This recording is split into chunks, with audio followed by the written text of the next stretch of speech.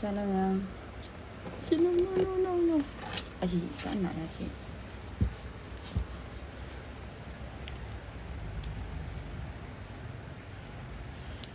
Aduh, astagfirullahaladzim. Salam yang Kesanan Kak Laila. Okay, hari ni kita tasawuf tau. Kita Bidayatul Hidayah.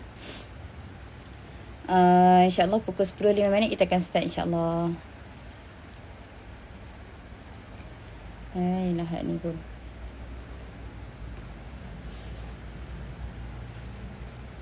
Okay, by the way saya nak test suara dulu. You boleh dengar suara saya dengan baik tak? Duduk. Dengar. Okay, Alhamdulillah. Yuk, sihat ke? Semua orang dah breakfast dah?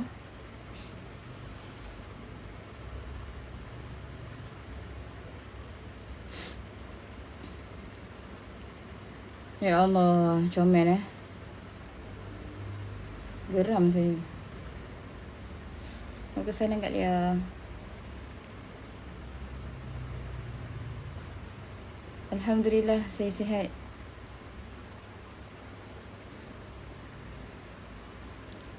Saya sihat, cuma emosi saya tak stabil. Sebab awang ni, tadi dah ada perjanjian dengan saya untuk tak mengganggu saya. Tapi itulah, nak pinjam sekejap? Boleh. Tengok cik, semua orang kenal awak. Siapa yang comel Kak Aziz? Saya ke si Acik ni comel? Ini boleh menggugat viewers ni. Salam. 2 minit lagi kita start, okay? Ketua lapar. Kita pelan nak tengok siapa tak robek. Ya Allah. Saya nak solat dengan tenang tau. Sebelum kelas tadi saya adalah solat sekejap. Lepas tu awang ni, dia boleh duduk dekat tengah-tengah sejadah saya. Macam mana lah kita nak sabar. Tengoklah ni.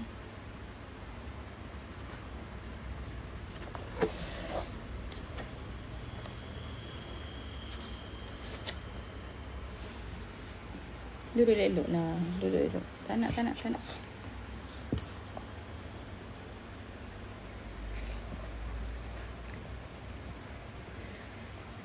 Acik nak belajar kitab. Itulah. Acik pun rajin belajar kitab.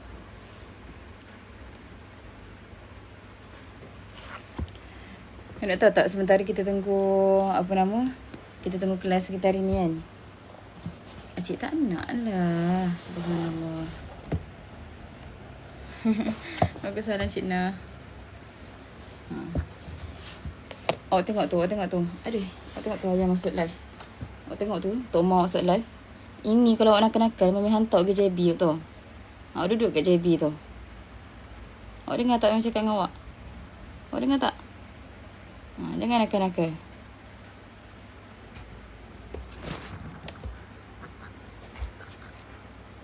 Tengok tu. Kita cakap jangan nakal, dia duduk depan kamera. Janganlah cik, ya Allah, ya Tuhanku.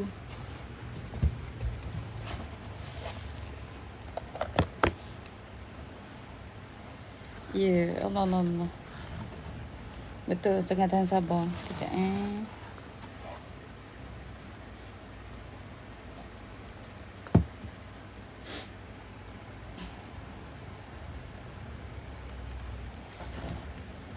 Okay. Boleh Kak Acu boleh datang ni. Saya dekat Melaka sekarang. Boleh datang ambil awang ni. Awak tak payah nak pura-pura tidur. Mami nampak mata awak terbuka. Okay, 10.05. Okay, jom kita start kelas kita. Jadi insyaAllah kita buka kelas kita dengan Ummul Furqan Al-Fatihah. A'udzubillahi samii'il 'alim minasyaitonir rajim. Bismillahirrahmanirrahim. Alhamdulillahirabbil alamin. Arrahmanirrahim. Maliki yaumiddin. Iyyaka na'budu wa iyyaka nasta'in. Ihdinas siratal mustaqim. Siratal ladzina an'amta 'alaihim ghairil maghdubi 'alaihim waladdallin. Amin. Amin ya rabbal alamin. Jadi insya-Allah hari ni kita nak sambung perbahasan kitab kita dalam masih kitab Bidayatul Hidayah, kitab tasawuf kita. Hari ni kita akan masuk kepada perbahasan menjaga anggota yang ke-5, iaitu menjaga kemaluan. Jadi boleh buka muka surat yang ke 120. Siapa yang ada kitab boleh buka kitab. Siapa yang tak ada kitab boleh cari buku nota untuk catat apa-apa yang important. Okay. Jadi kalau musannifun rahimahullah ta'ala wa nafa'ana bi'ulumi fi dharani amin. Amin amin ya rabbal alamin. Jadi insyaAllah tengok pada muka surat yang ke 120. Kelima, menjaga kemaluan. So basically, ini adalah 7 anggota yang wajib kita jaga in order untuk kita menjaga hati kita. Kalau kita perasan Sayyidina Anas Sayyidina Muhammad, dalam kita nak jaga hati tu, it's not easy tau. Dia sangat-sangat susah untuk kita menjaga seketul hati tu. Sebab apa? Sebab sifat hati tu sendiri adalah berbolak-balik. Kadang-kadang sebab itulah kakak-kakak Sayyidina Anas Sayyidina Muhammad selalu saya tekankan dekat dalam perbincangan kita dan sebagainya. Hijrah itu kakak, dia bukan one shot tau. Dia bukan sekali kakak pesan pada diri kakak, sekali kakak ubah pada diri, dia terus berubah sampai selama-lamanya. Bukan macam tu. Maka nak sebutkan dekat sini, proses penghijrahan tu adalah proses continuously happen. Mana kata dia akan berlaku secara berterusan dan dia akan berlaku secara, nak kata cabaran ni juga dia akan berbeza-beza setiap kali kita nak perkemaskan diri kita. So makna kata dalam erti kata lain, analogi mudah yang saya nak bawa, walaupun kita ni dah servis kereta, setiap berapa puluh ribu, setiap 10,000 bertambah, kita akan servis kereta kita. Tapi adakah bermakna bila kita servis kereta pada kali pertama, masalah tu tak akan datang sebelum sampai ke kali kedua? Jawapannya tidak. Walaupun kita dah servis sekalipun, masalah tetap akan datang dan sebagainya, sebab kita kena tahu kita ni adalah orang yang berjalan. Mana kata kita ni sentiasa bergerak, kita berinteraksi dengan orang. So semakin banyak kita berinteraksi dengan manusia, semakin banyaklah mistake yang kita akan buat. So mana kata sebagai contoh, kalau kita berbalik pada analogi kereta kita tadi, kita ni bawa kereta. So kita kena tahu juga tentang selok-belok perjalanan yang kita akan lalu. Sebagai contoh, dah kalau kita ni nampak lubang pun pantang, nampak lubang semua kita langgar, habis nak kata alignment, balancing semua lari. Sebab gedebuk kita langgar segala lubang-lubang yang ada, bonggol pun kita tak brake. So nak bagi tahu ni dekat sini, kereta kita tu, kenderaan kita tu perlu sentiasa kita panggil kena sentiasa kita adjust balancing dia, adjust dia punya alignment dan sebagainya lah. So macam tu juga kehidupan kita. In order untuk kita menjaga seketul hati yang sangat-sangat susah untuk dijaga tu, kita perlu juga Sayyidina Muhammad belajar. Kita perlu belajar, kita perlu riadah, kita perlu mujahadah dalam kita nak menjaga hati tu je. Dan inilah 7 anggota yang kita nak belajar. Dan anggota yang kelima adalah menjaga kemaluan. Tengok pada musannif. Maka kata musannif, maka hendaklah engkau menjaga kemaluanmu dari apa yang diharamkan Allah Ta'ala, dan hendaklah engkau menjadikan dirimu seperti golongan yang disifatkan Allah Ta'ala dalam firman-Nya. Allah Ta'ala berfirman dalam surah Al-Mu'minun ayat yang ke-5 dan 6. Allah Ta'ala kata apa? Maksudnya, dan mereka yang selalu menjaga kemaluan mereka kecuali terhadap isteri-isteri mereka atau apa-apa yang mereka miliki daripada hamba jariah, maka mereka tidak tercela. Makna kata dekat sini kakak-kakak, bila kita adalah golongan orang yang menjaga kemaluan, tak kisah sama ada lelaki ataupun perempuan, menjaga kemaluan ni boleh slash juga dalam bahasa mudah yang kita nak faham adalah menjaga kehormatan. Menjaga kehormatan kita. Sebab nowadays, Sayyidina Muhammad, perkara-perkara yang biasa ataupun perkara yang baru tahu. Bukan kita hanya tidak menjerumus ataupun tidak point out kepada kaum lelaki sahaja. Ramai juga dekat luar sana kaum wanita yang tidak menjaga kehormatan dengan sangat-sangat baik. Kenapa kita akan cakap macam tu? Sebab banyak je sebenarnya. To be fair, banyak kes-kes curang, keretakan rumah tangga berpunca daripada seorang wanita ataupun seorang isteri yang curang. Curangnya pula bukan curang biasa-biasa bercinta je, sampai check in hotel dan sebagainya lah. So nak bagi tahu dekat sini, kalau andai kata you all dapat jaga jaga maruah kita, jaga kemaluan kita, maka itu adalah sebahagian daripada perkara-perkara yang sangat Allah Ta'ala sayang. Boleh faham Okay, sambung. Dan engkau tidak dapat menjaga kemaluanmu itu kecuali benda tadi, apabila engkau menjaga matamu daripada melihat yang haram. So makna kata dekat sini, kata musannif, kata pengarang kitab, kamu tak akan dapat menjaga kemaluan kamu kalau kamu tak jaga ni mata kita ni. Makna kata apa? Apa yang you all tengok dekat feed, apa yang you all tengok dekat media sosial, apa-apa, ataupun kita ni memang jenis duduk dekat mana-mana, semata-mata nak usah perempuan sebagai contoh. Maka macam mana nak terjaga kemaluan kalau andai kata mata ni kita nak jaga. Dan sedikit teguran ataupun sedikit nasihat juga. Sayyidina Muhammad, saya teringat pernah berlaku satu ketika dulu waktu saya belajar dulu. Adalah golongan-golongan yang menjaga ikhtilat tau. Menjaga ikhtilat ni makna kata menjaga pergaulan di antara lelaki dengan perempuan. Sebab asal usul ataupun asal hukum berinteraksi lelaki dengan perempuan ni hukumnya adalah haram. Tapi dalam beberapa keadaan diharuskan. Especially kalau nak buat gerak kerja jemaah ataupun gerak kerja dakwah dan sebagainya lah. Okay, so makna kata dekat sini Sayyidina Muhammad, pernah satu ketika tu saya duduklah di kalangan mereka-mereka yang menjaga ikhtilat ni. Tapi ada satu perkara yang mereka selalu buat adalah mereka akan simpan gambar-gambar, bukanlah gambar-gambar lelaki yang tak proper, tapi still gambar lelaki. Makna kata sebab apa, nak cuci mata dan sebagainya. So sebenarnya kakak, it's not a good thing. It's not a good thing. Okay, bukanlah perkara yang sangat-sangat bagus kalau andai kata anda biarkan phone anda tu menyimpan gambar-gambar asynabi, especially gambar yang tidak halal bagi anda. Bukan hanya lelaki, yang perempuan pun kena menjaga juga. Kalau tanya saya sendiri pun, saya tak simpan gambar lelaki dekat dalam phone saya. Walaupun lelaki tu rapat dengan saya, kawan lama sekalipun, gambar ramai-ramai mungkin ada. Gambar satu-satu jarang saya simpan dan selalunya saya akan delete teruslah lepas tengok. Kenapa? Sebab nak jaga seketul hati tu. It's not easy tau untuk menjaga hati. Jangan pelik kenapa kita ni susah nak bangun subuh, susah nak bangun tahajud, susah nak rasa kelazatan dalam ibadah. Tak lain tak bukan kakak sebab kita tak jaga maksiat-maksiat yang yang kita lazimi dalam sehari-hari hidup kita. Boleh faham Okay. So makna kata first, in order untuk menjaga kemaluan, kita kena jaga apa? Kena jaga mata. Dan engkau menjaga hatimu supaya ia jangan berfikir yang bukan-bukan. Maksud yang berfikir yang bukan-bukan, kadang-kadang orang tu elok je dekat situ, tapi awak yang berfikir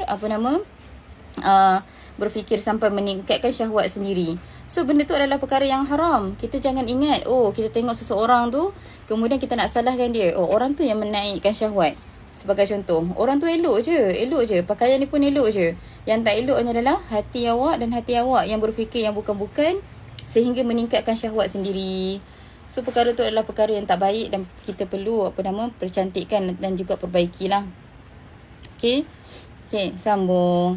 Dan yang pertama tadi apa? Jaga mata. Yang kedua, nak jaga apa? Jaga otak kita, hati kita daripada berfikir yang bukan-bukan. Yang ketiga, in order untuk menjaga kemaluan, you kena jaga apa? Menjaga perut daripada makanan yang syubhah ataupun berlebihan. Makna kata dalam memakan yang halal. Nak bagi tahu dekat sini, kenapa kena jaga perut? Perbahasan tu kita dah bincangkan dalam perbahasan yang lepas. Sebab perut itu adalah sumber segala kejahatan. Bila awak makan dengan sangat banyak, bila awak makan dengan terlalu kenyang, kesannya apa? Kesannya, sekejap La haula wala. Acik, orang pesan apa? Okay. So kesannya dekat sini adalah bila kita makan dengan terlalu kenyang, bila kita makan tak jaga pemakanan kita, jadi kita pun susah, dia akan meningkatkan syahwat kita. Perkara tu akan menaikkan syahwat kita. Okay, sekejap Nak kitab, memang kitab. Acik pada bawah. Kejap lah yang. Kejap. Okay, boleh. Okay, sambung. Okay, mana tadi? Kerana semuanya itu adalah penggerak bagi syahwat dan merupakan pemula bagi syahwat. So nak bagi tahu dekat sini, itulah kesannya. Kalau andai kata kita tak menjaga sunnah Sayyidina Muhammad, kita tak jaga apa-apa yang sepatutnya kita jaga. Sebagai contoh tadi, yang pertama, tak boleh tak jaga apa? Kita tak jaga pemakanan kita, tak jaga mata kita. So bila kita tak jaga mata kita, dia akan menyebabkan kita punya kemaluan pun tak terjaga. Yang kedua, kita tak jaga hati kita daripada berfikir yang bukan-bukan. So bila kita tak jaga hati kita daripada berfikir yang bukan-bukan, kesannya apa? Kesannya syahwat kita akan meningkat dan kemaluan kita tak terjaga. Dan yang ketiga, benda yang kita tak jaga apa? Benda yang kita tak jaga adalah makanan yang masuk dalam perut kita. Jangan pandang rendah terhadap makanan. Sebab apa? Bila you tak jaga perut you, jangan pelik kenapa you punya ibadah tu susah nak rasa kelazatan ibadah. Jangan pelik kenapa Sayyidina Muhammad bila you aim nak bangun tahajud tapi tak bangun tahajud. Sebab apa? Sebab pemakanan you makan daripada sumber yang haram. So pilihlah, you nak pilih kelazatan ibadah ke kelazatan dalam makanan. Kadang-kadang kita ni jarang menjaga bahagian-bahagian tu. Yang kita tahu adalah benda tu adalah benda yang orang lain makan, orang lain ambil, orang lain seronok dia fikir pasal orang semata-mata. Last sekali kita yang tak terjaga. Boleh faham Okay. Kalau anda kata ada persoalan berkenaan dengan menjaga kemaluan dan juga dua tangan, boleh tanya. So termasuklah juga kakak-kakak boleh dobitkan dekat situ. Salli ala Sayyidina Muhammad. Menjaga kemaluan dekat situ. Perlu juga, you kena jaga juga apa-apa yang kita nak sebut sebagai apa minta maaf sebut. Kadang-kadang kita tengok video-video yang tak sepatutnya, adegan-adegan yang tak sepatutnya, yang boleh meningkatkan syahwat. So benda tu adalah benda yang haram juga kita buat, sebab dia boleh mengganggu gugat kita punya hati kita, sebab kita tak jaga kemaluan. Sama juga video-video yang you tengok minta maaf sebut video onani ke, benda tu benda yang haram, especially kalau dah memang you tengok video lucah. Walaupun saya teringat ada seorang pernah tanya saya, apakah hukum tengok video lucah kalau andai kata dia nak tengok tu sebab nak belajar, sebab dia baru kahwin. La haula wala quwata illa billah. Tak boleh, hukumnya adalah haram. Awak tengok aurat orang lain tak boleh. Boleh faham So, betul lah kita cakap semalam dekat dalam Daurah Mega, kita ada sentuhkan tentang perkara ni. Perkara ni penyakit dekat mana? Penyakit dekat hati. Penyakit dekat kolbi awak. Bila kita ada penyakit dekat hati kita, kita akan mudah nak kata menghalalkan apa-apa yang haram untuk kita. Boleh faham Okay. Okay ke menjaga kemaluan? Saya nak masuk kepada perkara anggota yang ke-6. Semua orang okey ke? Dah KO dah? Sebab you all punya ketua kelas dah tidur dah ni. Dah selamat dah. Okay. Okay, Alhamdulillah. Okay, sambung. Sekejapnya. Okey, yang ke-6 adalah menjaga kedua tangan. So, maka hendaklah engkau menjaga kedua tanganmu daripada memukul seorang Muslim. Sudah. Ni kita yang perempuan ni terkena lah ni. Baru lepas saya ketuk kepala cik. So, nak bagi tahu dekat sini, kakak-kakak, ni memang kena kat kita. Hendaklah engkau menjaga kedua tanganmu daripada memukul seorang Muslim. Nak bagi tahu ni kita kadang-kadang kan, kita yang perempuan, gelak-gelak. Lepas tu, tepuknya kawan kita. Cubitnya kawan kita. Jentiknya kawan kita. So nak bagi tahu kakak-kakak, kita kena ingat apa-apa yang kita buat tu esok lusa akan dipertanggungjawabkan. Allah Ta'ala akan tanya, ni awak hang ni gelak-gelak lah ditabuh orang masa apa, sebagai contoh.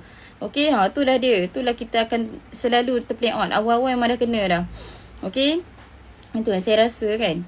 Musonif ni memang dia perempuan ni. Sebab ni perangai kita lah ni. Daripada awal kita baca-baca tadi macam kita punya perangai. Sebab kita yang jenis, mana ada lelaki gelak-gelak pukul member. Kita lah tu gelak-gelak pukul member sebelah. Okey.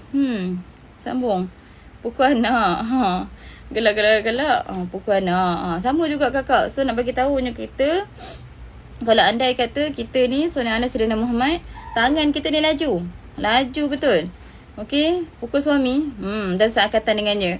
Dia Sallallahu Alaihi Sayyidina Muhammad, itu gurauan satu kes. Tapi ada juga keadaan yang ada berlaku yang isteri pukul suami. Ada tak berlaku? Ada. Saya selalu terpukul suami, aku baru mention. Itulah dia. Tapi pukul-pukul gurau tu tak ada masalah lagi. Yang kita takut adalah pukul betul-betul. Ni adalah kes betul Saya ingat ada satu kes counselling tu pernah saya handle. Dia lelaki ni menuntut penceraian. Dia nak mencerai dengan isteri dia sebab selalu kena pukul. Saya tak tahu lah saya nak tergelak ke apa. Tapi saya macam, kesiannya. Saya macam tu lah. Dia bukanlah kita nak tergelak ke apa tahu. Tapi dia macam mana, kita jarang jumpa kes yang melibatkan suami ni dipukul oleh isteri. Tapi nowadays ada ke tidak? Ada je. Ada je kes macam tu yang sangat-sangat banyak. So isteri sebelum kita lepak-lepukkan suami kita tu, kita kena ingat yang Allah Ta'ala suruh kita jaga tangan. Dan kita suami juga, kalau andai kata sanggaran perkahwinan, kalau andai kata kita ni suka cuit isteri, ataupun kita suka pukul isteri, kena ingat. Benda ni kena ingat. Selalu kena ingat. Okay. Dan yang ketiga, kita ni suka pukul anak kita. Anak terpecahkan pinggan mangkuk, terlanggar cawan pecah. Tu dia. Libas dia sampai melipat dua tu badan tu. Tapi nak bagi tahu ni kakak, Allah Ta'ala suruh kita jaga tangan kita daripada kita memukul orang Islam. Kita kena faham. Bulatkan perkataan Muslim kakak. Bulatkan perkataan Muslim. Dobitkan dekat situ. Muslim ni adalah orang Islam tau. So you all kena faham, Muslim adalah level 1, orang Islam. Ramai orang, the moment you mengucap 2 kalimah syahadah, you adalah orang Islam.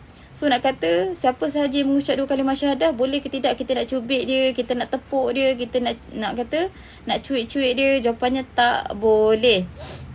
Boleh faham So sama juga kakak-kakak, kalau andai kata apatah lagi kalau orang tu adalah orang yang muttaqin, orang yang bertakwa, ada orang tu mukhlisin, orang yang ikhlas, lagi jenuh kita nak jawab dengan Allah Ta'ala. Sebab esok lusa ni Allah Ta'ala akan tanya kita tau. Walaupun kita bercubit-cubitan, gurauan, tapi sebenarnya Allah Ta'ala tak, kawan kita tu tak redha. Nanti dia jenuh, kita tak ada hujah nak jawab depan Allah Ta'ala. Boleh faham Dan sambung.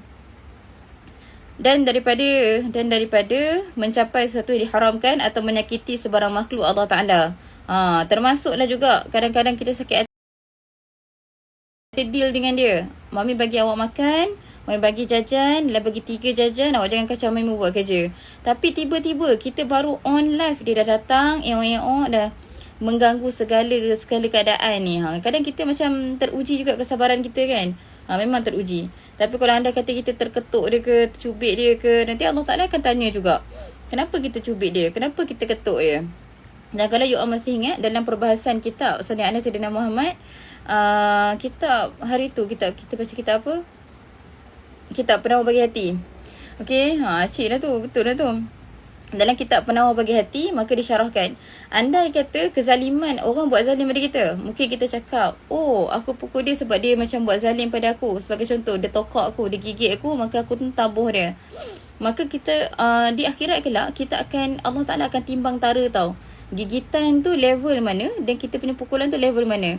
Kalau lah andai kata kucing ni gigit kita, level dia level 2, kita cubit dia ataupun kita ketuk dia level 3. So extra satu level tu kita kena jawab depan Allah Ta'ala. Kita kena hadapi ujian daripada balasan daripada up satu level tu.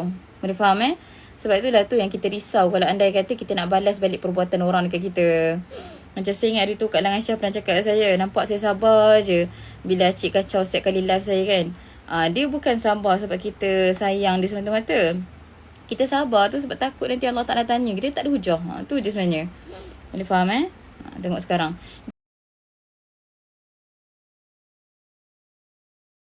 Dia kucing kan. Macam itulah dia. Cabut telinga dia. Okey, mana tadi?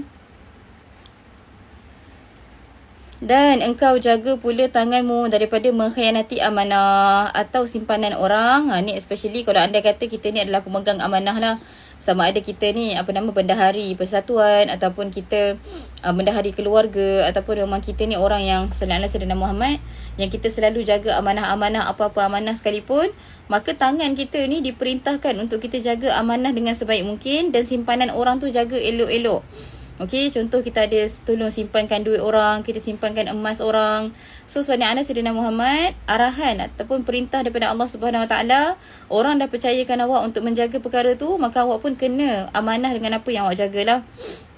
Okey.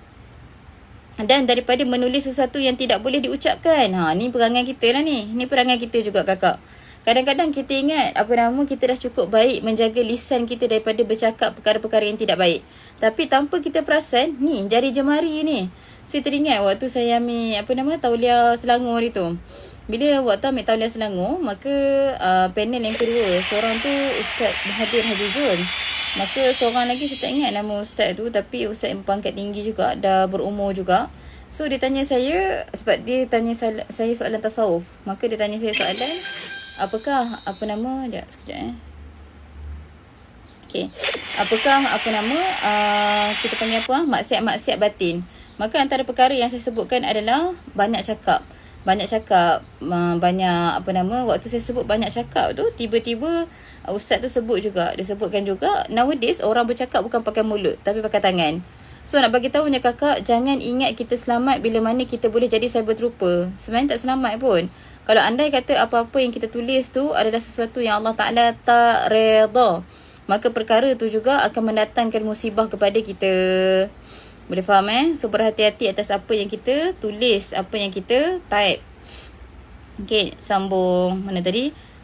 Kerana tulisan adalah salah satu di antara dua lidahmu, maka hendaklah engkau jagakan qalammu, tulisanmu, daripada menulis sesuatu yang diharamkan diperkatakan. Sama juga kakak, sebagai contoh, kita buat cyberbully, kita update status, update status WhatsApp ke, kita sekiranya tulis dalam diary. Contoh, luahkan perasaan kat diary. Kalau dalam buku tu dan buku tu adalah untuk awak sahaja, tak ada masalah.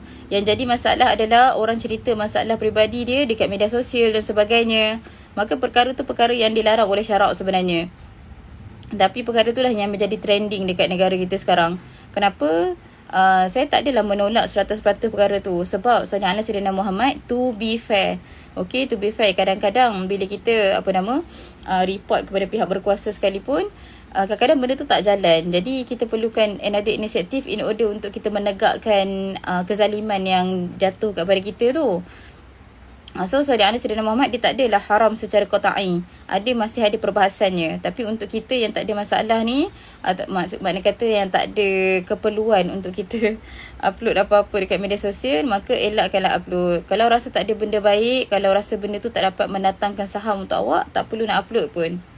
Boleh faham So especially kita perempuan ni, yang perempuan subhanallah bihamdi, cuba kalau perempuan tengah broken ke, tengah sakit hati ke, dia update status tu, subhanallah, macam ni dah macam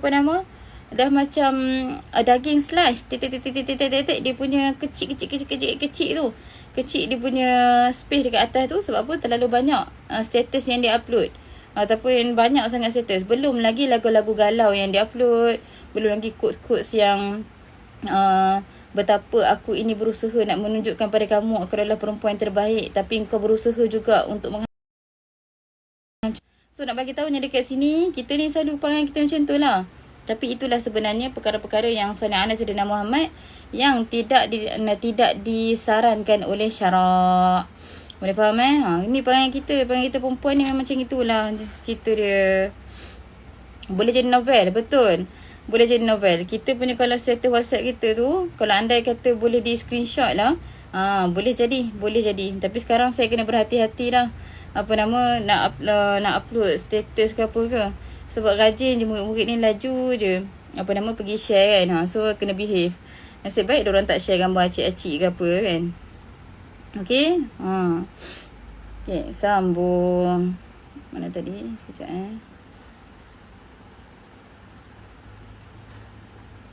Okay. Sekejap saya baca soalan tadi. Kalau andai kata acik dia boleh tendang saya punya ni. Sekejap.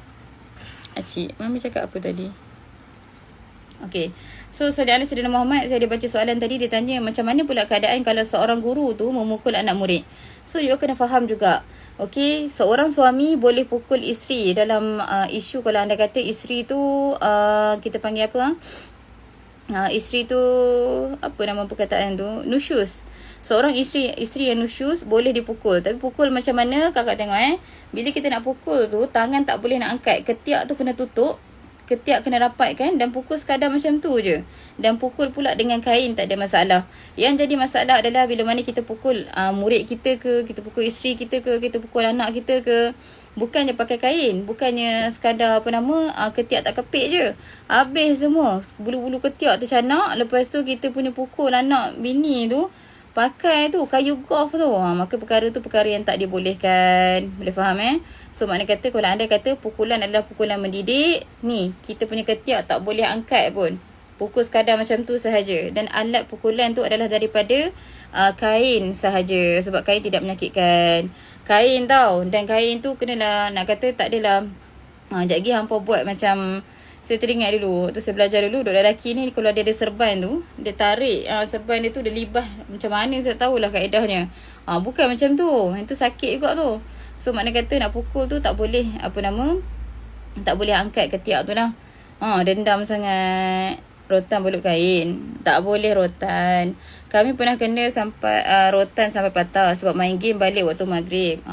Kalau andai kata dia zaman dulu, perkara tu perkara yang biasa. Kalau awak tanya saya sendiri, saya pun pernah kena juga. Kena rotan dengan ayah. Saya pernah kena rotan dengan batang paip. Benda tu benda yang biasa untuk kita. Sebab kita hidup dekat zaman macam tua sangat kita kan. Tapi nak bagi tahu zaman kita dulu perkara tu perkara yang normal. Tapi zaman sekarang mungkin anak-anak kita ni dia bukanlah tak sabar, tapi cuma dia punya ujian ni berbeza pada tempatnya. So kita kena cari satu inisiatif lain in order untuk mendidik mereka. Kena hanger tu biasa. Hanger, rotan, apa lagi, paip, getah paip. So benda tu benda yang normal pada zaman kita dulu. Tapi benda tu lah sebenarnya yang menjadikan kita lebih bagus pada hari ni. Boleh Ramai isteri Allahu Akbar. Sekejap tak ada pinggang. Betul. So tapi okey je. Tapi dia sebab entahlah, kalau Allahu Akbar, kalau saya kan, dia sebab sebab ada reason. Kita tahu kenapa kita kena pukul tu. Mana kata waktu dulu kita ada reason dia tu. Tapi tak adalah dia jadi macam, entahlah, kalau saya sendiri bila lepas kena pukul tu, mungkin sebab ibu ngayah pujuk balik kot. Ibu ngayah pujuk balik dan dia explain kenapa kita kena rotan dan sebagainya. So kita faham mistake tu memang awal-awal tu dah dilarang, tapi kita buat juga. So tak adalah rasa macam dendam ke apa ke. Okay, sekejap saya jawab soalan sekejap. Ramai isteri sekarang yang condemn suami dekat media sosial. Jawapannya tak dibolehkan. Walaupun saya sebagai seorang perempuan, tapi boleh ke tidak kita condemn suami dekat media sosial? Jawapannya tak boleh. Tak boleh seorang isteri condemn suami dekat media sosial walaupun benda tu adalah trending. Ataupun saya pernah tegur juga sebelum ni. Anda kata Sunnah Anas Sayyidina Muhammad, ada satu trend tu dia kata tentang isteri takkan sesekali minta maaf pada suami. Kakak-kakak, itu bukan akhlak sebagai seorang muslimah. Itu bukan akhlak sebagai seorang isteri. Satu perkara yang mungkin saya boleh sentuh juga dekat sini adalah, kalau andai kata you all pelik kenapa rumah tangga tu tak barakah, kenapa kita tak boleh ready ataupun tak boleh hadap ujian rumah tangga tu, ala kulli hal sebab kita sendiri tak bersedia untuk rumah tangga. You all kena faham bila mana berlaku pernikahan tu, you all bukan nikah dengan kembar you all tau. Kita bukan nikah dengan kembar kita yang tahu exactly tentang kita ataupun yang kita tahu exactly tentang dia. Benda pertama yang kita kena faham adalah dia bukan kembar kita. Makna kata dia adalah satu manusia yang berbeza dengan kita. Cuma yang menjadi keberkatan yang boleh nikah tu adalah sebab ada titik-titik persamaan. Itu sahaja. Titik-titik persamaan, bukan ruang-ruang bersama. Boleh faham tak? So makna kata, kalau anda kata you boleh faham benda tu, you boleh faham juga yang akan ada satu keadaan yang you dengan your husband tu tak sependapat. So tu perkara yang biasa lalui. Walaupun you tak nikah sekalipun, hatta you dengan kawan-kawan you pun, walaupun bestie 10, 20, 30 tahun sekalipun, akan ada keadaan yang kita tak sependapat dengan our partner. So benda tu benda yang normal. Cuma yang menjadi masalah kita adalah kita tak bersiap sedia untuk sebuah pernikahan. Akhirnya bila berlaku perkara yang kita tak berkenan, maka kita pun mula cari media sosial untuk kita bercerita dan sebagainya. So sama juga. Sebab tu saya sebutkan tadi, bukan kita tak nak menyebarkan aib orang tau. Kita faham orang menjatuhkan kita dan sebagainya. Tapi benda yang kakak kena ingat balik yang kita syarah dekat dalam kitab sebelum ni, Sunnah Anas Sayyidina Muhammad tentang saya sebut tadi, tentang kalau andai kata orang tu buat kezaliman pada kita level 1, kita balas level 5, lagi 4 level tu kita kena jawab dengan Allah Ta'ala kakak. So makna kata benda tu benda yang kita kena telaah juga. Mungkin berkenaan dengan tolak ansur, berkenaan dengan acceptance. Saya tahu benda tu bukanlah benda yang mudah. Saya akui je benda tu. Especially kita manusia tau. Kita manusia ada preference kita sendiri. Nak tolak ansur tu is not easy. Kalau andai kata hati kita ni tak dididik dengan ilmu-ilmu tasawuf. Kita tak dididik dengan macam mana cara untuk kita kelolai emosi kita dan sebagainya. So perkara tu perkara yang susah juga. Tapi ala kulli hal, jangan sesekali kita ni asal ada trend je kita ikut. Asal ada trend je kita ikut. Sama juga macam suami. Asal ada trend buat dengan isteri, akhirnya aurat-aurat isteri semua ternampak. Boleh faham So nowadays ramai sangat dekat media sosial kita minta maaf sebut lelaki-lelaki yang tidak gentleman ataupun tidak qawam, dia tak mampu nak protect maruah isteri pun. Dan seorang isteri yang tidak, kita panggil yang tidak qanaah. Tidak qanaah, semua benda nak komplain, semua benda nak upload, semua benda nak cerita. Saya teringat saya pernah terbaca satu komen dekat posting orang tu. Posting tu adalah tentang seorang isteri bagi hadiah dekat seorang suami. Maka adalah komen-komen daripada isteri-isteri dekat bawah. Maka dia tulis apa dekat situ? Dia tulis, oh kalau nak harapkan suami aku memang tak dapat. Getah tempe pun tak dapat. Kakak, you must know that love language tu is not only about bukan hanya tentang harta sahaja. You kena faham love language your partner. Boleh faham tak kakak? Maknanya kata, kalau andai kata daripada awal you orang yang suka harta, better you cari you cari partner you yang banyak harta. So benda tu mudah je. Tapi kalau andai kata daripada awal you dah bersiap sedia untuk menerima seseorang yang harta dia tak banyak, maka you kena terima juga satu hari kelak dia tak mampu nak bagi you something yang hebat-hebat macam mana orang-orang yang dapat. Boleh faham tak? Sebab itulah kakak, know your circle. Pilih circle you supaya bila you duduk dalam satu circle tu, dia tak menjadikan you orang yang macam daripada orang yang tak cinta harta jadi cinta harta. So kalau andai kata dah jadi macam gitu, keluar daripada circle tu. Tak perlu stay lama. So berkenaan dengan apa yang kita syarahkan dekat sini, yang musannif sebutkan, daripada menulis satu yang tidak boleh diungkapkan, bukan hanya kepada kaum wanita sahaja, tak boleh menulis apa-apa tentang suami, sama juga dengan lelaki. Okey, tak boleh tulis ataupun tak boleh upload video-video ataupun gambar-gambar yang boleh menjatuhkan maruah isteri anda. So sama juga, lelaki ataupun perempuan, nasihat ni adalah nasihat untuk kita in order untuk kita menjaga dua tangan. Kalau dua tangan tak dapat nak jaga, macam mana kita nak jaga seketul hati yang sangat-sangat susah untuk dijaga tu? Boleh faham So semua kena jaga. Asingkan diri sekejap, lepas tu kawan balik boleh ke? Boleh kalau andai kata dia berubah. Tapi kalau andai kata waktu kita tinggalkan dulu dengan waktu kita datang balik, situasinya sama sahaja, apa guna kita kembali kalau andai kata kita masih terjerumus dalam dosa maksiat yang sama? So jadilah orang yang sanggup meninggalkan sesuatu kerana Allah Ta'ala, dan insya-Allah Allah Ta'ala akan gantikan awak dengan kawan lebih baik. Okay, macam mana Macam mana dengan kawan kita cerita pasal perangai suami dia sehingga kita sendiri tak suka dengan suami dia? Itu masalah hati kita kakak. Itu adalah masalah hati kita. Yang pertama, mistake awak dekat mana? Mistake awak kita dengar umpatan tentang orang lain. Walaupun jangan menghalalkan perkara-perkara yang dah jelas haram. Umpatan tu benda yang haram. Oh, kita orang memang kawan baik, memang selalu berkongsi cerita. Benda tu dosa kakak. Baik or baik group, benda tu tetap dosa. Kalau tanya saya sendiri pun, sebab tu lah bila mana saya bagi contoh-contoh, saya tak sebut nama. Kenapa? Sebab posisi saya sekarang, saya sebagai seorang pengajar, saya nak bagi tahu itu adalah realiti masyarakat. Tapi kalau kita duduk sama kita, tak boleh nak buka cerita orang ni macam tu, orang ni macam ni. Tak boleh. Walaupun duduk dalam circle usrah sekalipun, you mention tentang orang lain, benda tu tetap dosa. Boleh faham Tu mistake kita yang pertama, kita dengar kawan kita mengumpat tentang suami dia. Yang kedua, kita rasa tak suka terhadap satu figure ataupun satu watak disebabkan penceritaan orang. So nak bagi tahu dekat sini kakak, tu masalah siapa? Masalah hati kita. Hati kita yang ada masalah. Sebab sepatutnya kalau andai kata hati kita dalam keadaan yang salim, kita duduk dengar apa-apa sekalipun, kalau kita dengar sekadar dengar, hati kita bertaut pada Allah Ta'ala, kita takkan ada kebencian kita pada situ. So ala kulli hal, memandangkan sekarang kita tengah belajar ilmu tasawuf, maka benda yang kita perlu perkemaskan dekat sini adalah hati kita. Boleh faham So dia bukan tentang orang tu. Orang tu dia punya ujian, dia satu ujian. Tapi kita punya ujian adalah macam mana kita nak menjaga hati kita dalam keadaan macam tu. Macam mana dengan kawan yang tak suka kita tegur, ego melampau. Apa kita nak buat dengan orang macam ni? Ubah cara teguran. Kadang-kadang kita punya teguran tidak berhikmah. Ala kulli hal, kita patut terima juga. Walaupun kita ni adalah orang yang belajar kitab, kita ni adalah orang yang pandai bercakap, tapi yang ala kulli hal, kita kena terima hakikat juga. Kadang-kadang kita ni tak pandai susun ayat. Please accept. Kata guru kami, kalau andai kata, ini satu isu ni siapa nama murid-murid saya yang dah berbai'ah, take note, take action. Kata guru kami, mursyid kami, kalau andai kata berlaku satu isu, dan kamu letakkan locus itu kepada outer locus. Outer locus tu mana kata, oh orang ni buat salah, salahnya orang tu, orang ni buat salah. Ustazah macam mana orang tu suka buat macam ni kat saya, orang tu buat macam ni kat saya, orang ni buat macam ni kat saya, sebagai contoh. Maka nak bagi tahu je dekat situ, andai kata you punya locus daripada luaran, nak bagi tahu hati you, penyakit hati you, kesihatan hati you memang below 50%.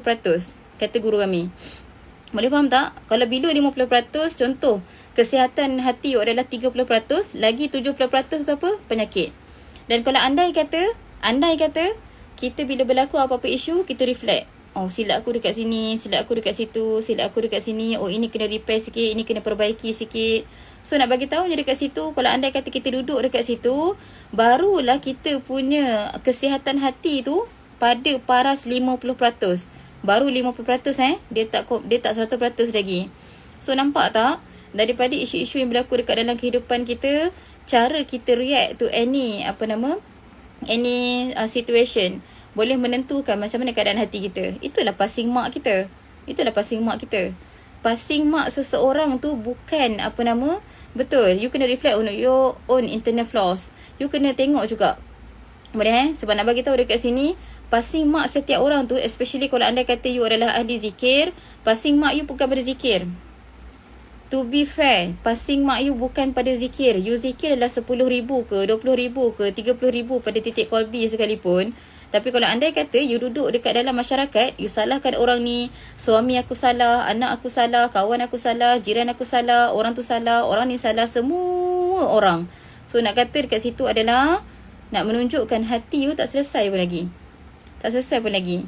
Sebab itulah kalau you all masih ingat, semalam saya tak silap saya Kak Leah kot ada upload satu status, dan yang saya perasan beberapa orang yang share juga status tu adalah tentang ayat saya berkenaan dengan kata guru kami, jagalah belajar jadi seorang murid sehingga hilang dia dan hilang aku. Baru selesai hati kita. Andai kata berlaku apa-apa isu dan kita tak adalah bercakap tentang diri kita ataupun tak ada bercakap tentang orang lain, selesai hati kita. Tapi kalau andai kata berlaku apa-apa isu, kita masih bercakap tentang orang ni, tunding jari ke orang tu, kita bercakap tentang diri kita. Dah kalau kita tunding jari dekat orang ni, orang tu salah, orang ni salah, orang tu tak betul, orang ni tak betul, persoalannya sekarang siapa yang kita rasa betul? Kita akan rasa diri kita yang betul. So benda tu adalah benda yang sangat-sangat ralat dalam in order untuk kita sedar yang kita are doing mistake. Kita ada buat salah juga. So andai kata you punya dakwah tak sampai, so benda yang you kena repair adalah hikmah you menyampaikan dakwah tu. Sebab kadang-kadang kita minta maaf sebut especially kalau kita ni ibu-ibu, bonda-bonda. Sekejap boleh ke niat tu musibah nak cuci dosa lama kita? Boleh? Tak ada masalah? Boleh? Dan mungkin satu nasihat ataupun satu teguran yang mungkin boleh kita kongsi bersama adalah tentang kita ni, kalau kita nasihatkan orang, perasaan ataupun tidak, kita suka menyindir. Kita suka sindir orang. Kita suka cakap sebagai contoh, dah awak tu solat pun tak jaga, macam mana nak dapat ketenangan hati? Sebagai contoh. Saya nak tanya kakak, kalau kakak kena sindir macam tu, kakak nak semakin bersemangat solat ke kakak semakin tak nak solat? Semakin tak nak solat, kakak akan rasa solat tu mencabar keegoan kakak. So nampak tak kakak, sebenarnya cara kita berdakwah ni yang menyebabkan seseorang tu lebih jauh daripada agama. So sebab tu saya sebutkan tadi, kalau andai kata dakwah kita tak berkesan ataupun ataupun tak mengena, so benda yang kita patut ubah adalah cara kita berdakwah. Okay, circle pun bagi efek pada hati kita kan, betul? Circle pun bagi efek. Sebab you kena tahu 70% of yourself adalah consist of water, dan you must know that water is a very good absorbent. Nak bagi tahu dalam bahasa Melayunya apa, you kena tahu tubuh badan you ni mengandungi 70% air. Dan air adalah absorbent, penyerap yang sangat baik. Kalau you duduk dalam circle yang baik, you akan jadi baik. Nak tak nak, you akan mencontohi juga.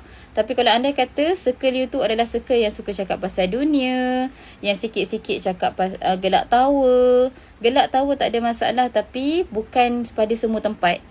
Boleh faham So mana kata anda kata kita tak jaga circle kita dekat situ, so kesannya adalah hati kita pun susah juga nak terjaga, dan kita akan terikut juga dengan sifat-sifat tersebut. Boleh faham Okay, settle. Terus down. Betul? Kalau anda kata kita punya kaedah kaedah dakwah tak berkesan, so kita akan buat orang lain down sebenarnya. So berhati-hati dekat situ. Sama juga sebagai contoh, kita nak sentuh berkenaan dengan nak sentuh berkenaan dengan aurat. Kalau lah anda kata, saya tegur kan, saya cakap ini tudung pun pendek, macam mana? Tudung pun pendek, lepas tu nak berharap rahmat Allah Ta'ala tu labuh pada kita. Sentap tak? Sentap. Tapi you all seronok tak nak berubah? You all takkan seronok nak berubah. you tak akan seronok nak berubah. Sebab itulah saya sebutkan, andai kata dakwah kita susah nak sampai, kalau tanya saya pun seorang yang tegas juga. Tapi saya lagi suka kalau andai kata dakwah kita adalah dakwah yang menusuk, bukan dakwah yang keras. So kita kena ubah cara dakwah kita.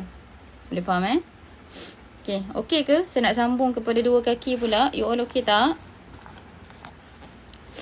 Cuba komen sekejap. Okay ke tak okay? Okay ke dah KO dah? Okay. You tahu tak, saya tak boleh nak gerakkan tangan saya. Sekejap saya tunjuk. Tada, ada budak tidur kat atas tangan saya. So saya macam macam tu lah. Punya banyak-banyak tempat atas tangan saya dia nak tidurnya. Okay, saya sambung sekejap So kalau habis kelas ni, kalau krem tangan tu, hampa tahulah kenapa. Okay. Dia sangat-sangat manja. Okay. Dia nasib baik dia tidur. Kalau tak nanti dia yang jadi saya berterupa. Okay. Kejap dah yang. Okay, sambung. Okay, mana tadi? Okay, yang ketujuh. So, ni adalah anggota yang terakhir. Menjaga dua kaki. Dan hendaklah engkau pelihara kedua kakimu daripada berjalan di tempat yang haram. Pengorbanan seorang ibu. Itulah dia. Seorang ibu terhadap anak yang berbulu. Okay. Dan hendaklah engkau pelihara kedua kakimu daripada berjalan ke tempat yang diharamkan ataupun berjalan kepada sultan yang zalim. Makna kata dekat sini, sekejap saya baca. Makna kata dekat sini kakak-kakak, kita kena elakkan kaki kita berjalan ke tempat yang haram. Makna kata sebagai contoh, minta maaf sebut, kita nak keluar pergi satu tempat tu, dekat tempat tu ada konsert, ada pendedahan aurat, ada makanan yang tak terjaga, ada percampuran lelaki dengan perempuan. So pada ketika itu, andai kata itu destinasi kita, andai kata, minta maaf sebut yang kakak, na'udzubillah, kita meninggal dalam perjalanan. So meninggal dalam perjalanan kita tu, kita meninggal dalam husnul khatimah ke su'ul khatimah?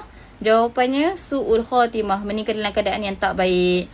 Saya teringat dulu pernah lah waktu tu, famous carnival dulu. Carnival kan setiap negeri ada kan. Maka waktu tu saya pernah ajak arwah tok saya. Jomlah tok. Tok ni nenek. Kami panggil tok. Jom tok pergi ni, jom tok. Pergi carnival. Ada orang jual-jual makan apa semua kan. Lepas tu tok kami khabar apa tau. Dia khabar. Dia kata, lepas tu satgi tok meninggal. Tambuh tok. Satgi tok meninggal kat situ. Jenuh nak jawab dengan Allah Ta'ala pasal pun meninggal kat situ. So waktu tu memang sampai sekarang saya macam terkesan, walaupun ayat tu arwah tok saya cakap kat saya sekitar umur saya macam dah jam 4 dah jam 5 macam tu.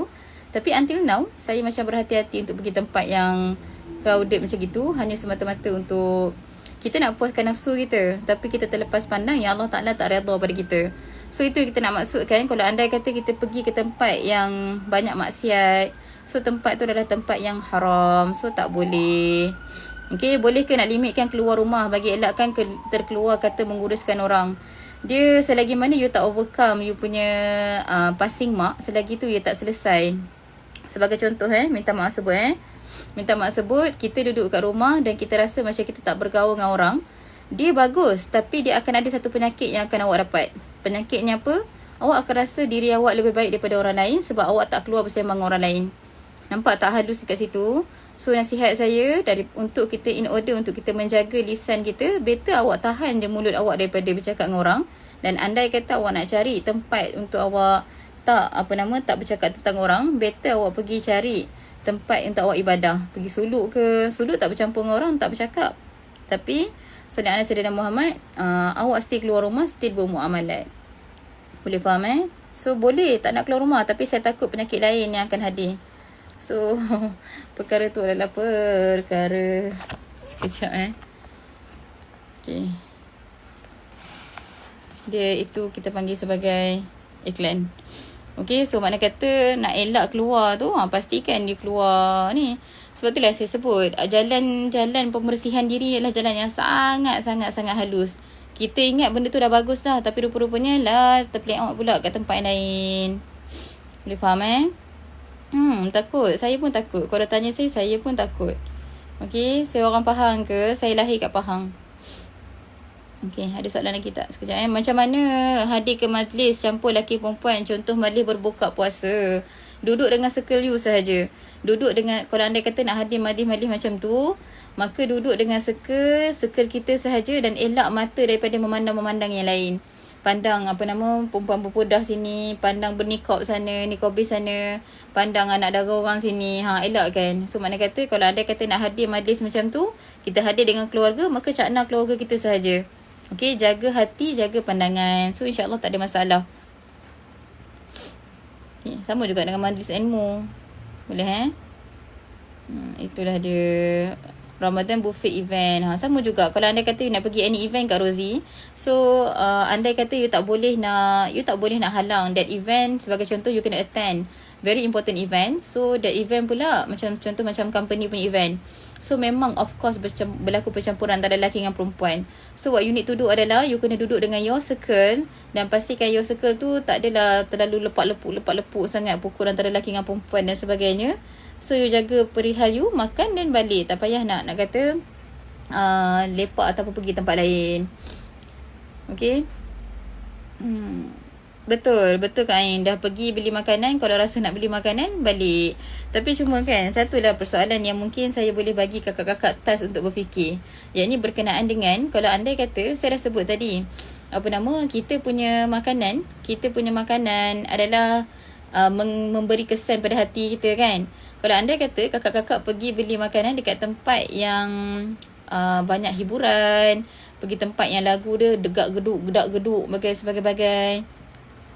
Soalan saya pada kakak adalah, kakak yakin tak makanan kakak tu masih berkat?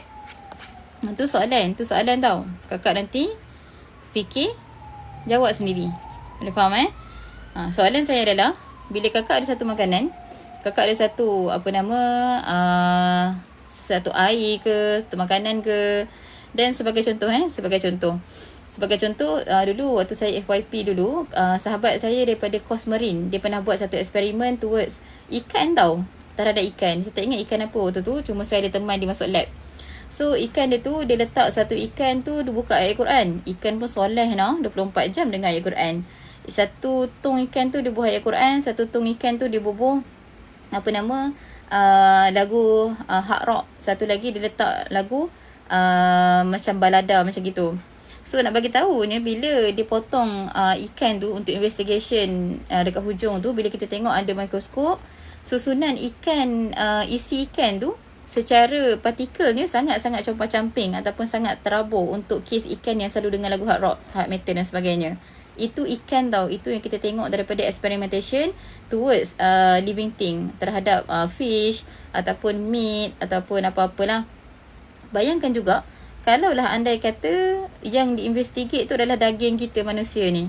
Kakak agak-agak kita punya daging di bawah mikroskop, macam mana keadaannya kalau kita sendiri tak jaga pemakanan kita, tak jaga telinga kita, tak jaga lisan kita. So jawapan untuk persoalan ni adalah saya serahkan pada kakak untuk berfikir. Kita kan sama-sama ada hati, so kita fikir sama-sama. Boleh Kalau majlis kahwin macam mana? Sama juga. Kalau anda kata berlaku ni, duduk je lah. Tak berkat kalau kita jaga hukum warak. Betul? Kalau anda kata pandai pun. Kalau anda kata you jaga hukum warak, you takkan pergilah tempat-tempat macam tu. Tapi kalau nak pergi sekadar-kadar nak tunjukkan pada anak kita, supaya anak kita tak adalah perak sangat, tak adalah dia kaca shock sangat, so tak ada masalah, boleh saja. Tapi cuma itulah, andai kata you adalah orang yang salik, orang yang berzikir, jangan tanya kenapa lepas daripada tu berat nak ibadah. Boleh faham Okay, sambung. Dan menuju kepada sultan yang zalim. Sultan yang zalim termasuk dah juga, bulatkan perkataan sultan yang zalim, termasuk juga orang atasan yang zalim. Sebagai contoh, kita punya bos, kita punya guru, kita punya andai kata seorang guru boleh ada yang zalim ke Ustazah? Boleh, tak ada masalah.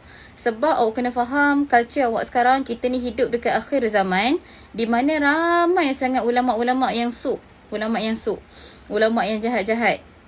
Dan sebab itulah kakak pilih betul-betul, minta betul-betul pada Allah Ta'ala, semoga kita ni bertemu dengan guru-guru yang benar, guru-guru yang baik sahaja. Sebab kalau anda kata kita ni banyak berjalan terhadap guru-guru yang zalim, itulah yang nak sebut perjalanan yang diharamkan. Kadang-kadang kita ingat baik dah, nampak tak? Inilah halusnya permainan. Kita ingat, orang sebut dia ustazah, orang sebut dia ustaz, maka kita pun Asal tahu dia datang, lari menuju pada dia. Walhal dia adalah orang yang zalim. Kakak, betapa banyaknya benda yang kita buat, kita nak jaga hati orang kononnya. Tapi rupa-rupanya kita tak jaga keredaan Allah Ta'ala kepada kita. Kita tak jaga yang Allah Ta'ala tu tak redha pun pada kita sebab kita sibuk nak jaga hati orang. Perasan tak? Inilah perkara yang selalu kita buat. So, memandangkan hari ni kita dah belajar, perbaiki. Kalau andai kata orang tu adalah orang yang sunat anak Sayyidina Muhammad, kita tahu dia punya kezaliman dia, tinggalkan. Tak payah pergi ziarah pun. Supaya kita lebih terjaga hati kita. Lepas tu carilah guru-guru ataupun duduk dalam circle-circle yang lebih baik. Boleh faham Kita tak ada circle yang fully baik, tapi ada circle yang lebih baik daripada circle kita yang sebelum ni. InsyaAllah akan berjumpa. Okay, sambung. Berjalan menuju kepada sultan yang zalim itu tanpa ada darurat dan paksaan adalah maksiat yang besar. Nampak tak? Awak berjalan menuju siapa-siapa yang zalim, orang atas sana awak yang zalim, tanpa darurat dan tanpa paksaan. Sebenarnya boleh pilih yang lain, tapi kita nak juga menuju seseorang tu, maka tu adalah maksiat yang besar. Kerana yang demikian itu dianggap tawaduk ataupun merendah diri bagi mereka dan menghormati mereka atas kezaliman mereka. Nampak tak? Sebab itulah ada sebahagian daripada murid-murid saya selalu saya pesan, jangan sampai kita sibuk menjaga hati orang sampai benda tu jauh daripada keredaan Allah Ta'ala pada kita. Kita jaga hati dan kita menjemput kemurkaan Allah Ta'ala pula pada kita. Sedangkan kalau anda kata kita menuju kepada orang-orang yang zalim itu, maka perkara tu adalah satu maksiat yang besar. Sebab apa? Sebab kita pergi tu, bila kita jaga hati orang-orang yang zalim ni kakak, sama je seperti kita tawaduk, merendah diri kepada mereka. Boleh faham tak? Boleh faham Boleh faham tak kakak? Setakat ni kalau saya terangkan macam tu, kakak boleh tak jelas tak untuk kakak faham yang kita ni dilarang ataupun musannif pengarang kitab larang kita untuk kita mendekati orang-orang yang kita tahu dia berbuat zalim. Boleh faham Okey, sambung. Sedangkan Allah Ta'ala nampak tak? Allah Ta'ala menyuruh kita berpaling daripada orang yang zalim. Orang yang zalim tu apa? Orang yang zalim itu adalah orang yang membuat kebatilan walaupun dia pakai serban. Walaupun dia pakai serban, walaupun dia pakai tudung labuh, walaupun dia pakai purdah, walaupun dia pakai jubah sekalipun. Tapi kalau anda kata dia adalah orang yang berbuat kezaliman, dia menghalang orang daripada jalan yang baik ataupun jalan yang wajib untuk orang tu lalu, wajib tinggalkan. Wajib tinggalkan. Boleh faham Sebab mereka adalah golongan orang yang zalim dan perintah Allah Ta'ala supaya kita menjauhi orang-orang yang zalim. Seperti firman-Nya, Allah Ta'ala tengah berfirman, tengok pada dalam muka surat 122. Dalam surah Hud, Allah Ta'ala firman dalam ayat yang ke-113, maksudnya, ni step back kena. Dan jangan engkau cenderung hati kepada orang yang zalim, nanti kamu akan disentuh api neraka. Allah Ta'ala dah selamatkan awak daripada kelompok yang zalim kepada kelompok yang lebih baik di sisi Allah Ta'ala. Nak juga lari kepada kelompok yang zalim. Sebab apa? Kita nak jaga ukhuwah, nak jaga hati, nak jaga perasaan, nak jaga ini, nak jaga itu. Last kali terbakarlah sama kita dalam nar. Na'udzubillahi minazalik. Boleh faham Nasib baik hari ni kita syarah tentang perkara ni. Allah Ta'ala sayang kita, dia bagi kita faham. Sambung lagi. Apatah lagi kalau perjalananmu itu menemui sultan yang zalim itu meminta sesuatu daripadanya. Kita menadah sesuatu. Nadah apa-apa. Nadah ilmu ni, nadah ilmu tu. Kita nak ini, kita nak itu.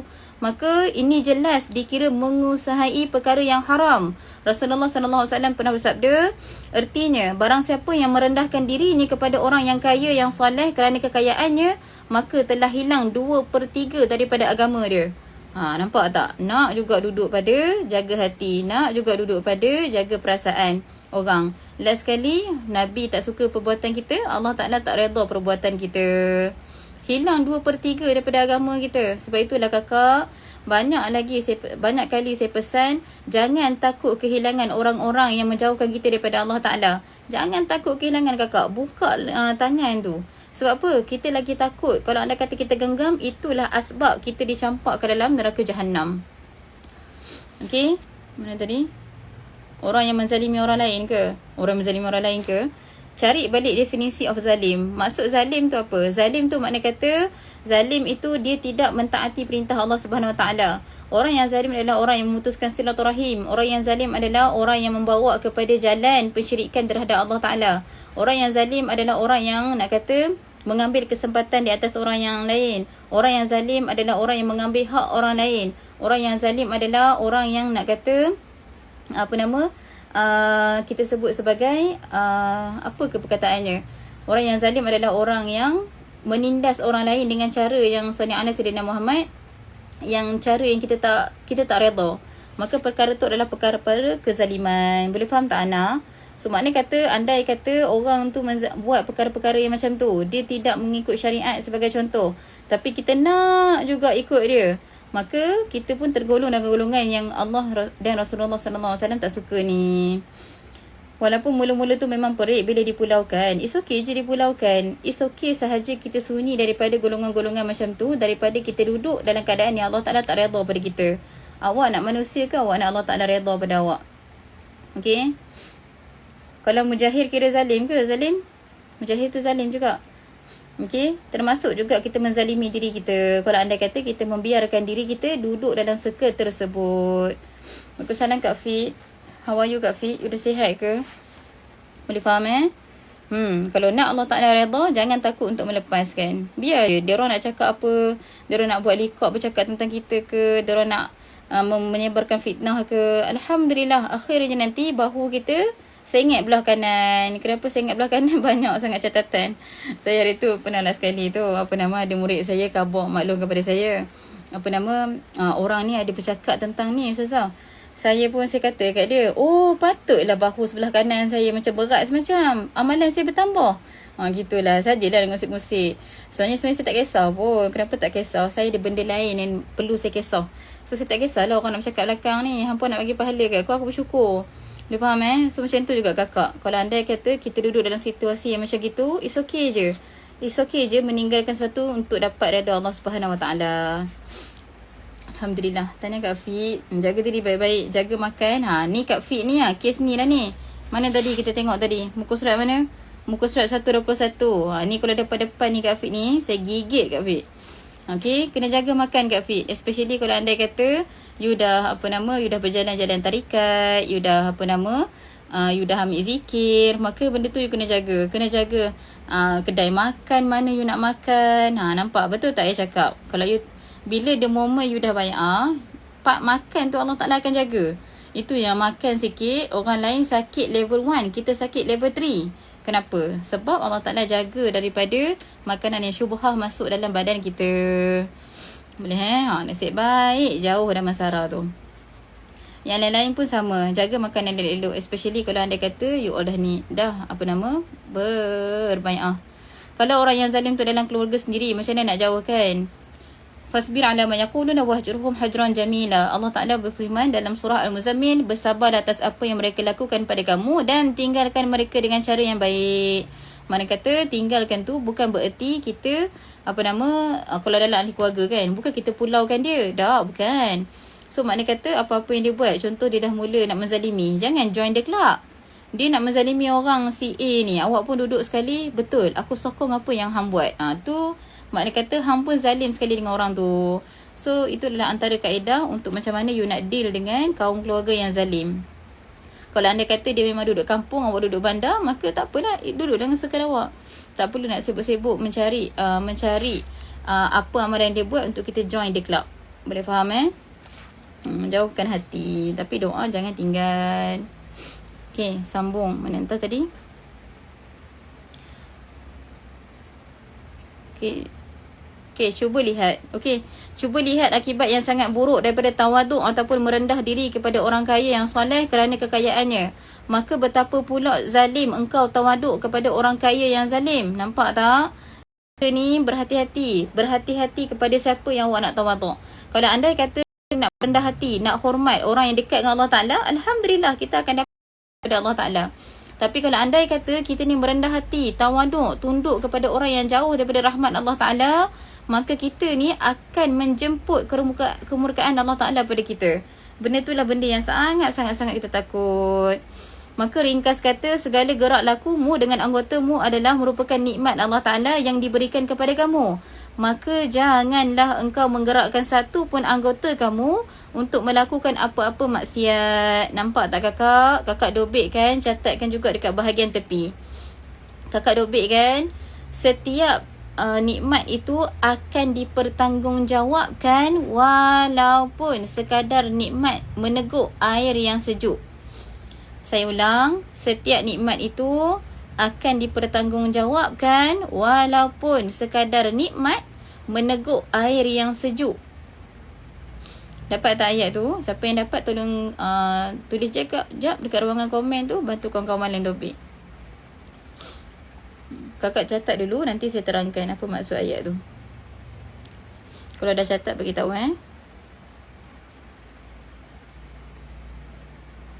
Ulang tadi, setiap nikmat akan dipertanggungjawabkan walaupun nikmat tu sekadar minum air yang sejuk. Yang lain ada yang sempat catat tak? Yang sempat catat boleh komen dekat ruangan komen, so that yang kawan-kawan yang lain boleh tolong dobik sekali. Dapat tak? Dapat ke tak dapat?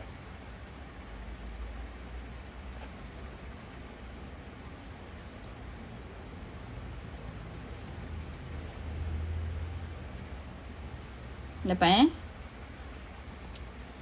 tak dapat? Okey, sekejap. Saya ada ni kaji dah.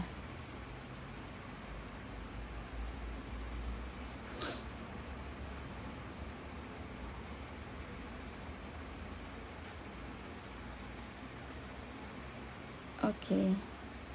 Tu ada Kak Nur dengan Kak G catatkan. Lag? Yang lain lag juga ke?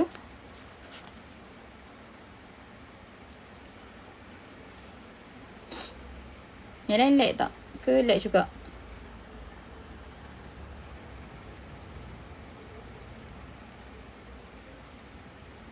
Lag juga. Oh, sangkut-sangkut. Alamak. Sedikit lag. Kalau sekarang lag lagi tak? Oh, sikit-sikit. Sekarang? Kalau sekarang? Okey dah. Okey. Okey, so maksud ayat tadi apa? Maksud ayat tadi adalah tentang setiap nikmat yang Allah Ta'ala bagi pada kita tu kakak akan dipertanggungjawabkan. Makna kata sebagai contoh, awak boleh melihat. Allah Ta'ala akan tanya awak apa yang awak guna untuk melihat. Awak boleh bercakap. Allah Ta'ala akan tanya awak perkataan apa yang awak banyak bercakap. Awak boleh mendengar. Allah Ta'ala akan tanya awak apa yang awak selalu dengar. Awak boleh buat keputusan. Allah Ta'ala akan tanya awak keputusan macam mana yang awak buat dalam hidup awak. Awak boleh awak boleh memilih. Allah Ta'ala akan tanya awak pilihan macam mana yang menjadi pilihan awak.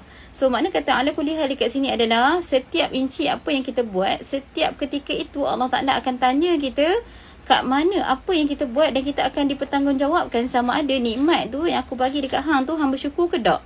So makna kata sebenarnya ayat berkenaan dengan air sejuk tadi tu adalah ayat daripada Sayyidina Abu Bakar radhiyallahu an. So Sayyidina Abu Bakar ni pernah sekali tu dia teguk air sejuk. Dia kan panah dekat padang pasir kan. Maka dia teguk air sejuk. Maka waktu tu Sayyidina Abu Bakar kata, air sejuk yang mengalir dekat tekak aku ni Allah Ta'ala akan tanya, adakah aku bersyukur ataupun sebaliknya. So sama juga macam kita. Kita ni satgi nak makan tengah hari, satgi buat air sejuk sebagai contoh. Buat air sejuk, lepas tu kita pun buah air ketul kan. Buah air ketul, lepas tu minum, rasa segar dekat tekak. Kita kena tahu bahawasanya Allah Ta'ala akan tanya kita, waktu aku bagi nikmat kamu minum air sejuk tu, apa yang hati kamu rasa macam mana. Teringat minum air sejuk tadi. Tu dah dia. So makna kata kita kena selalu beringatlah setiap kali nikmat yang datang pada kita, setiap kali tu kita kena telaah balik. Nikmat ni aku dah syukur belum? Nikmat ni aku dah bersyukur ke belum? Boleh faham Okay, sambung. Kalau anda kata lag nanti, boleh PM saya juga tau. Okay, saya kena tanya juga. So far okay ke? Ke lag? Kalau lag bagi tahu, okay? Mana tadi?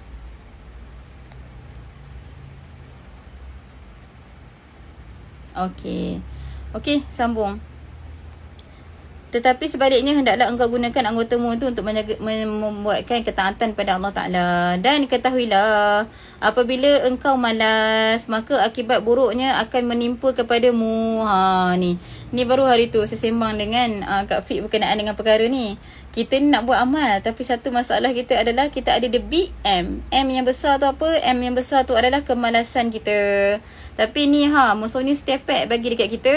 Ketahuilah apabila engkau malas, maka akibat yang buruk akan menimpa kita. Masya Allah. Dan apabila engkau rajin, maka manfaatnya juga akan kembali kepadamu.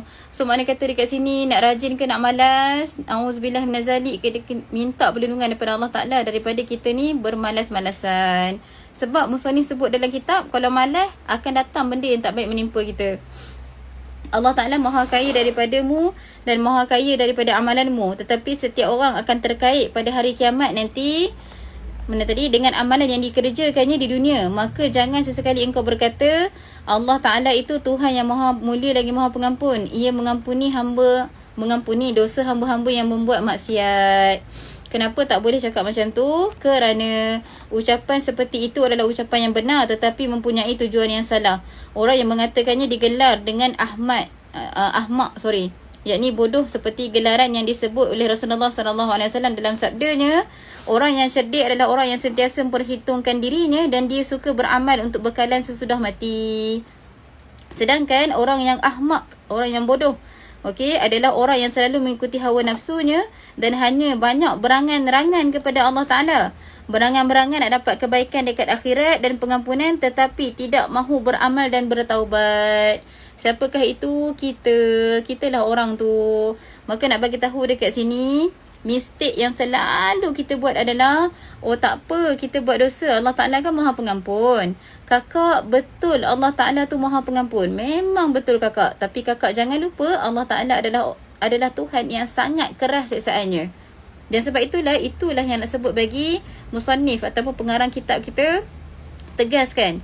Orang yang cakap, tak apa, buat je dosa, Allah Ta'ala kan maha pengampun, orang itu adalah orang yang ahmak, orang yang bodoh, kata pengarang kitab. Sebab apa? Sebab baginda Nabi dah kata dah, orang yang cerdik tu orang yang selalu menghitungkan dirinya dan suka beramal. Sedangkan orang yang ahmak, orang yang bodoh itu adalah orang yang selalu ikut hawa nafsunya, berangan-rangan nak dapat kebaikan dekat akhirat. Sedangkan kita ni ibadat malas, taubat malas, lepas tu tang mana kita nak dapat kebaikan dekat akhirat. Boleh faham tak kakak? Okey. So itu yang nak sebut bagi sabda Nabi SAW. Itulah benda yang membawa kita pada kecelakaan. Itulah benda yang mencelakakan kita. Okay, setakat ni okey tak? Minta maaf saya selalu tanya sebab takut lag nanti saya tak perasan. Okay, so makna kata dekat sini kakak, itulah mistake yang selalu kita buat. Mistake kita apa? Mistake kita merasakan diri kita tu dalam keadaan yang betul. Mistake kita adalah kita ni berangan-rangan. Kita ni, ingat yang kakak satu benda yang mungkin kakak garang pula. Okey, kakak boleh dobitkan pada kitab kakak Sani'an Sayyidina Muhammad. Nak jadi yang Sani'an Sayyidina Muhammad, rasa diri baik tu mudah kakak. Saya ulang lagi sekali, nak rasa diri kita baik, nak rasa diri kita bagus, nak rasa diri kita berbuat taat, nak rasa diri kita yang baik ataupun yang baik daripada yang lain. So benda tu mudah kakak. Benda tu sangat-sangat mudah. Yang susahnya apa? Yang susahnya adalah jadi betul-betul baik. Jadi betul-betul baik tu sangat susah. Yang senangnya nak rasa diri kita baik, nak rasa diri kita tu terpaling jaga hati, nak rasa diri kita yang paling banyak zikir. Mudah je kakak. Senang je. Yang susahnya adalah betul-betul kita jadi orang yang baik. Boleh faham Okey, sambung. Dan ketahuilah bahawasanya siapa yang mahu menjadi orang yang alim tapi tidak mahu berusaha mencari ilmu dan hanya berkata Allah Ta'ala tu Tuhan yang maha mulia, Tuhan yang maha mengasihani, dia berkuasa mencampakkan ilmu dalam hati para anbiya dan awliya tanpa bersusah payah. Alamak, lag Saya pun tak tahu kenapa lag. Tapi line saya 5G je. Yang lain lag juga ke?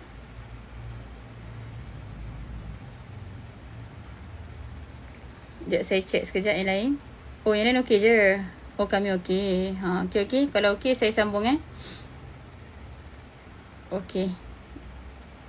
Okey, saya sambung. Terima kasih. Okey, saya ulang lagi sekali. Lag-lag manja. Okey. Dan ketahuilah bahawa siapa yang nak jadi orang alim tapi menuntut ilmunya malas. So, orang tetapi ia tidak berusaha mencari ilmu dan hanya berkata Allah Ta'ala tu Tuhan yang maha mulia lagi maha mengasihani. Dia berkuasa mencampakkan ilmu dalam hati para anbiya dan para awliya. Bulatkan perkataan awliya kakak, tuliskan dekat situ, awliya ni adalah wali-wali Allah. Tanpa bersusah payah mengulang kaji dan mencatat, maka orang yang berkata sedemikian sama halnya dengan orang yang mahu mendapat harta kekayaan lalu ia meninggalkan usaha. Okey, betul ke salah perbuatan kita tu? Salah. Dia tidak mahu bertanam dan berdagang, bahkan ia mahu duduk saja kat rumah dalam keadaan menganggur sambil berkata Allah Ta'ala itu Tuhan yang maha mulia lagi maha mengasihani dan baginya segala khazanah yang ada di langit dan yang ada di bumi, dan dia berkuasa menunjukkan aku dengan suatu perbendaharaan daripada perbendaharaan harta sehingga aku tidak perlu berusaha apa-apa yang dikurniakan kepada sebahagian hamba-hambanya. So nak bagi tahu dekat sini kakak-kakak, inilah mistik kita kakak. Mistik kita bila kita rasa Allah Ta'ala tu, saya teringat dulu apa nama, ada seorang waktu saya tengah counselling dengan seseorang ni, dia ni lesbian lah, dia lesbian. Cuma kes ni waktu tu dia tak nak tinggalkan dunia. Dia bukan orang yang bertaubat pada ketika tu lah. Dia bukan orang yang bertaubat, tapi dia join usrah. Dia join usrah saya. Dan waktu sekali datang usrah tu ramai dia bawa. Tapi nak bagi tahu je, Saudara Muhammad pada ketika itu dia masih onani, dia masih lagi dalam in relay dengan dia punya partner.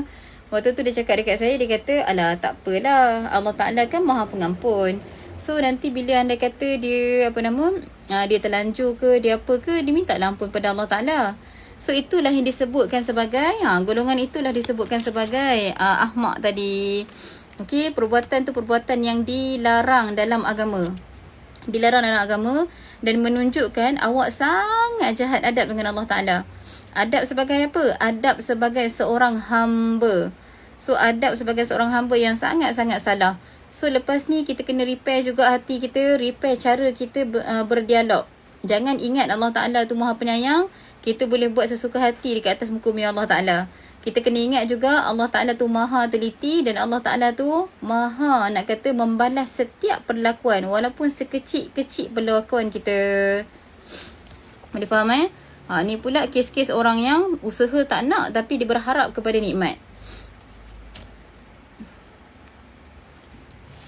Okey, boleh faham Okey, Saudara Muhammad, dekat sini juga kakak-kakak, saya nak kakak dobitkan juga. Sementara saya masih ingat, kakak dobitkan juga dalam perbahasan ilmu tauhid, golongan ini dipanggil sebagai golongan orang yang Jabariyah. Nak eja macam mana? J-A-B-A Jabar, R-I-Y-A-H, Jabariyah. Dapat tak Jabariyah? Kalau dapat komen sekejap. Jabariyah.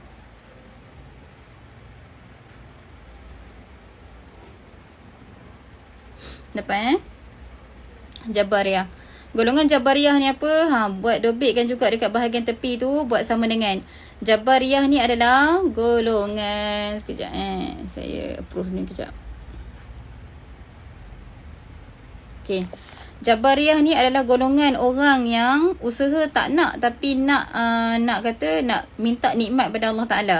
Dia serahkan semua pada Allah Ta'ala. Kerja tak embuh, ini tak embuh, yang dia tahu Allah Ta'ala kan dah tetapkan rezeki pada kita. Maka tak perlu nak berusaha. Inilah dia, inilah perangainya. Dan minta maaf sebut, zaman kita sekarang ramai sangat orang macam ni. Tak kisahlah orang tu nak kata, ini yang ahli tarikat banyak terpeleot dekat sini.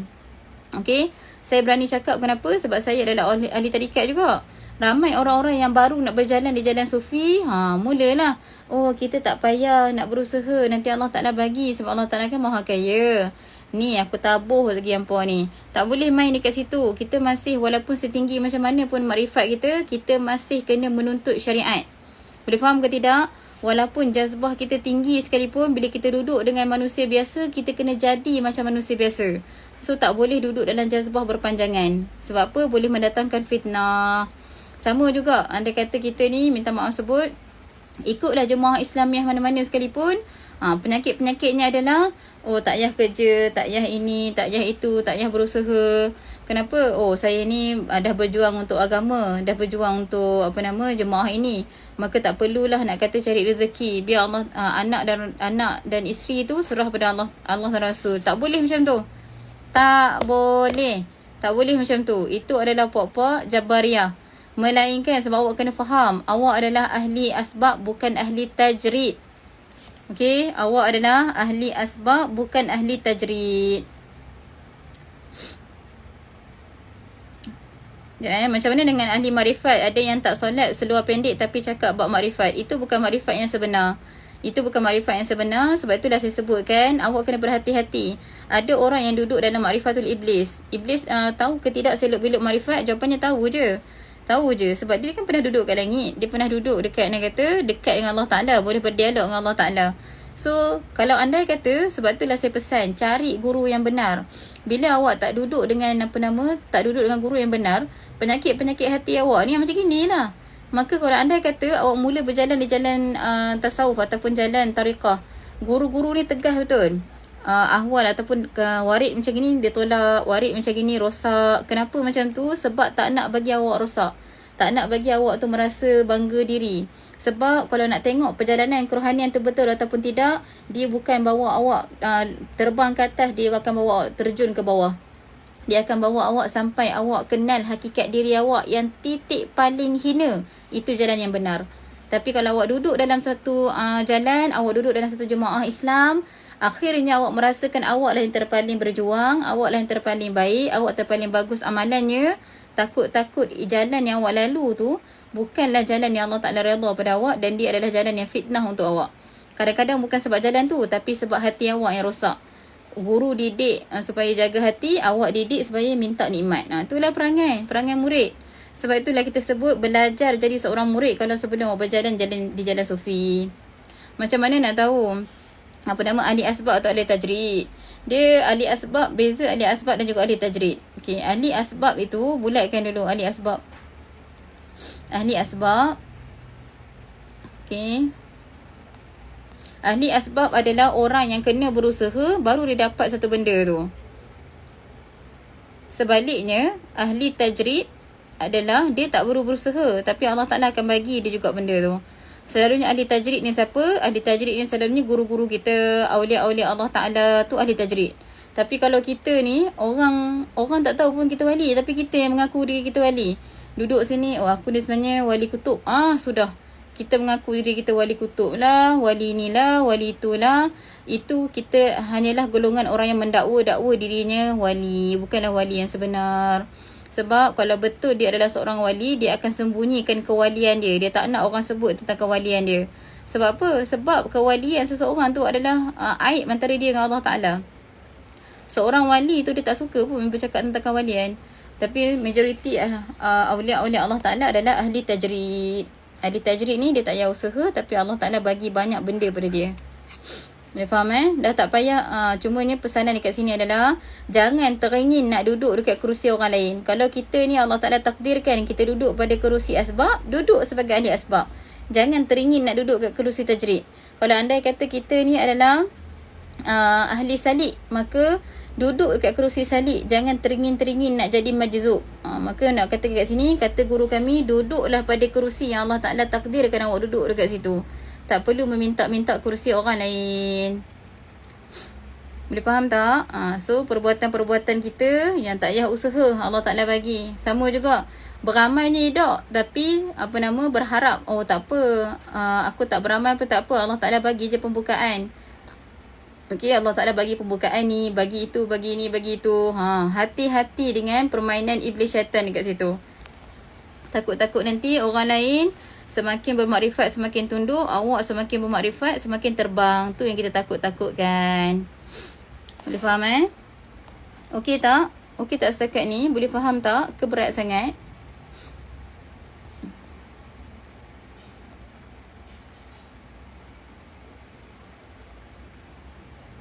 Okey, dan kenapa kita tak boleh duduk dekat situ kakak? Okey, very good.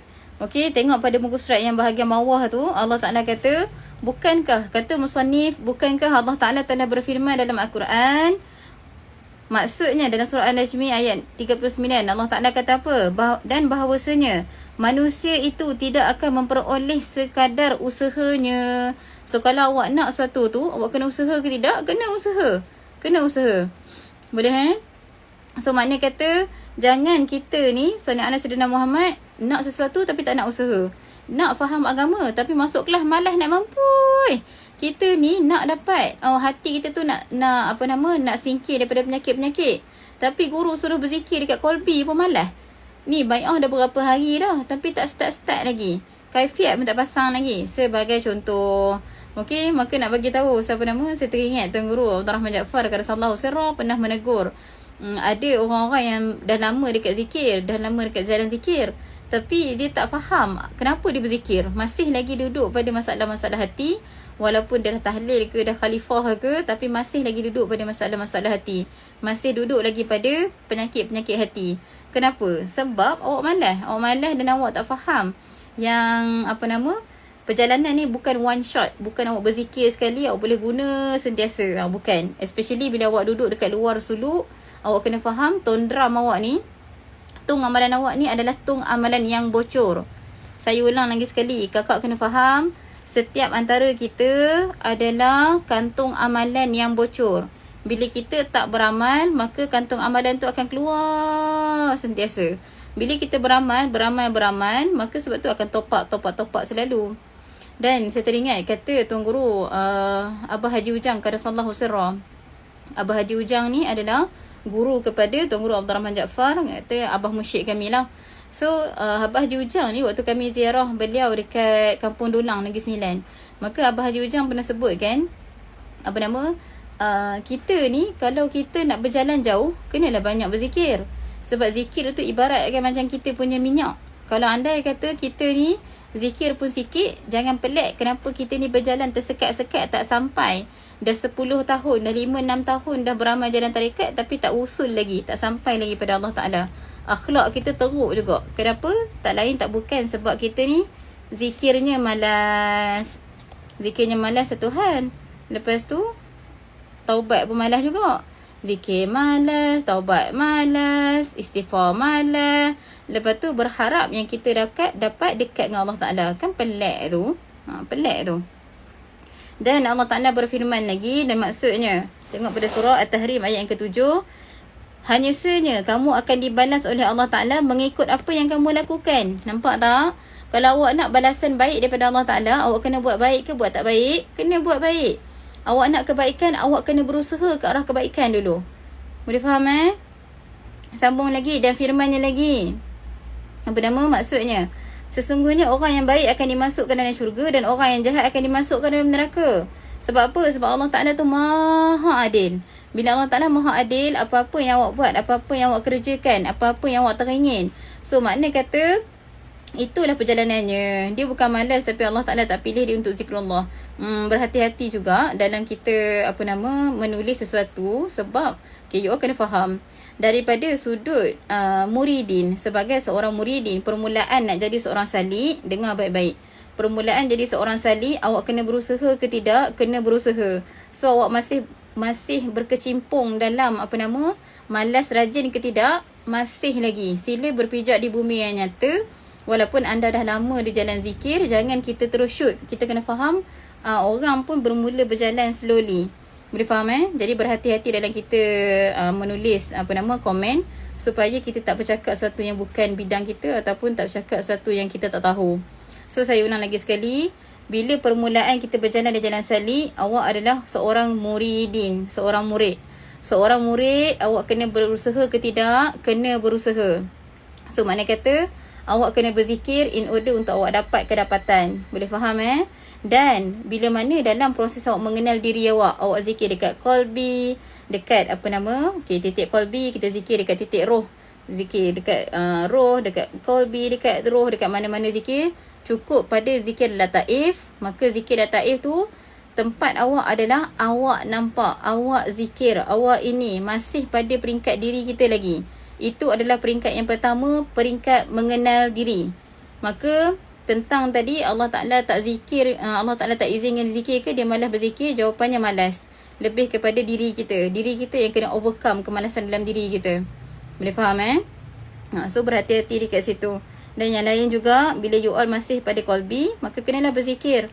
Kena usaha berzikir. Lawan kemalasan tu. Minta pada Allah Ta'ala, ya Allah Tuhanku, aku ada penyakit malas, ya Allah, bantu aku, ya Allah. Boleh faham Yang lain okey ke? Yang salib-salib yang lain okey tak? Sebelum saya sambung firmannya lagi ni. Dan apabila yang lain okey tak? You boleh faham tak? Maknanya kata kemalasan kita, kita punya balok liat tu kita kena lawan. Kita kena lawan. Itulah mujahadahnya, itulah riyadahnya. Boleh faham Okey, sambung. Dan apabila engkau tidak meninggalkan usaha dalam mencari ilmu dan harta kerana bersandar kepada kemurahan Allah Ta'ala, maka begitulah halnya engkau tidak meninggalkan berbuat bekal akhirat kerana bersandar kepada kemurkaan Allah Ta'ala. Maka janganlah engkau malas berbuat ibadah kerana Tuhan dunia dan Tuhan akhirat itu satu sahaja. Nampak tak? Ini yang kita sebutkan kakak. Kita ni, kita pilih jalan ingkar ke, kita pilih jalan taat ke, kita tetap akan balik pada Allah Ta'ala. Persoalannya sekarang, ada ruang tak? Ada peluang tak untuk kita malas ibadah? Jawapannya tak ada. Peringkat awal kakak-kakak, peringkat mujahadah, memang kakak kena paksa diri. Kakak kena paksa bangun walaupun kita malas. Kakak kena lawan bisikan kawan-kawan. Kawan-kawan ni ajak pergi lepak mamak. Kawan-kawan ni ajak pergi vacation. Kawan-kawan ni ajak pergi karaoke. Kawan-kawan ni ajak pergi berjimba. Kawan-kawan ni ajak pergi kelab malam sebagai contoh. So kakak kena kuatkan diri kakak refuse ataupun menolak against segala kita panggil sebagai passing mark untuk kakak selesai dekat bahagian nafsu kakak, bahagian dunia kakak. Faham Dan Tuhan itu Maha Pemurah lagi Maha Pengasih, baik di dunia ataupun di akhirat. Kemurahannya tidak bertambah dengan ketaatanmu. Nampak tak? Kalau kita ni kakak, kita taat ke, kita ingkar ke, Allah Ta'ala akan berubah ke tidak? Tak berubah. Allah Ta'ala tetap macam tu. Allah Ta'ala tetap adalah Tuhan yang Maha Pengasih. Allah Ta'ala tetap Tuhan yang Maha Pemurah. Kita punya amal ibadat ni langsung tidak terkesan ataupun tidak memberi kesan terhadap sifatnya Allah Ta'ala. Boleh faham So maknanya kata dekat sini, kita ingkar ke, kita taat ke, Allah Ta'ala tetap Tuhan yang mulia. Yang terhegeh-hegeh nak ke Allah Ta'ala tu siapa? Kita yang terhegeh-hegeh nak ke Allah Ta'ala. Bukannya Allah Ta'ala yang menunggu-nunggu akan kita. Kena bezakan dekat situ, kena faham molek dekat situ. Dan kemurahannya bahawa ia memudahkan jalan bagimu, jalan yang mendapat engkau ke negeri kekal abadi yang penuh dengan kenikmatan dan kebahagiaan, dengan syarat engkau mampu bersabar tahan nafsu syahwatmu untuk beberapa hari yang sangat sedikit sekali. So kakak-kakak, sebab itulah kakak, andai kata kakak rasa susah nak lawan derita nafsu kakak, susahnya, panasnya nak tutup aurat, ya Allah, ni nak kena tahan ni, panasnya ya Allah, cuaca sekarang panas. Tapi sabar saja, bagi tahu diri kita, sabar sekejap je, kita nak balik akhirat dah. Bagi tahu diri kita, sabar sekejap. Sebab apa? Sebab kita nak balik akhirat dah. Tu sahaja. Boleh faham Itu yang Musannif sebut kat sini. Dia kata, mana tadi? Mampu bersabar menahan nafsu syahwatmu untuk beberapa hari yang sangat sedikit. Maka inilah kesudahan daripada kemurahannya. Maka janganlah engkau berbisik dalam dirimu dengan lamunan dan angan-angan yang kosong, dan hendaklah engkau mencontohi kesungguhan orang-orang yang mempunyai kepandaian daripada para anbiya dan para salihin. Maka jangan engkau mengharapkan memetik buah yang tidak engkau tanam. So ini adalah kes di mana ni perangai siapa? Perangai kita. Perangai kita yang mana satu, kita ni berangan, kita ni adalah kekasih Allah Ta'ala. Kita ni berangan, oh aku ni orang yang Allah Ta'ala sayang, aku ni orang yang Allah Ta'ala rindu, aku ni adalah orang yang Allah Ta'ala selalu bagi nikmat, aku ni adalah orang yang sentiasa Allah Ta'ala tu jaga. Kita betul, benda tu betul kakak. Tapi cuma berpijak pada bumi yang nyata, kita ni hamba Allah Ta'ala sahaja. Duduk sebagai hamba lagi baik daripada awak duduk dalam perasan awak adalah kekasih Allah Ta'ala. Duduk sebagai hamba adalah sangat baik, sangat terjaga daripada kita duduk pada keperasanan kita ni adalah wali-wali Allah. Duduk pada kehambaan yang hina dina, yang fakir itu adalah lebih baik daripada kita ni perasan kita ni adalah makhluk manusia yang Allah Ta'ala muliakan. Boleh faham tak? Maka nak duduk dekat mana? Duduk dekat titik kehambaan. Biar kita rasa hina, biar kita rasa tak ada apa-apa. Biarlah kita rasa yang Allah Ta'ala adalah yang terpaling mulia. Biarlah kita merasakan apa-apa yang ada pada kita tu hak Allah Ta'ala, bukan hak kita. Benda tempat itulah tempat wilayah yang paling selamat, dan itulah wilayah para anbiya dan juga para salihin. Jangan teringin nak terbang. Jangan teringin nak jadi wali-wali Allah. Jangan nak kata teringin kita nak jadi orang yang dimuliakan Allah Ta'ala. Jangan teringin kakak. Allah Ta'ala nak letak awak dekat kerusi macam gitu, duduk pada kerusi itu. Redha terhadap kat mana Allah Ta'ala dudukkan awak. Boleh faham Nak tekan nafsu pada akhir zaman ni macam mana? Kurang jaga 7 anggota. Kakak jaga 7 anggota, duduk dalam bimbingan guru, maka insya-Allah biar guru yang sakitkan nafsu kita. Bila saya berkenalan dengan mursyid saya, maka perkara yang mursyid saya tekan kepada saya adalah belajar jadi seorang hamba dan jangan duduk pada kerusi kemuliaan walaupun manusia memuliakan kita. Itu adalah titik yang guru saya ajarkan kepada saya. Sebab itulah kakak-kakak duduk dengan saya sekalipun, saya tetap nak kata bukanlah tak cakna, tapi kita jaga orang yang duduk dengan kita, tapi cuma hati kita tidak bersama mereka. Kena wajib kita jaga hati kita. Guru kami di jalan, sebab tu saya sebut kan, cari guru-guru yang boleh bimbing awak.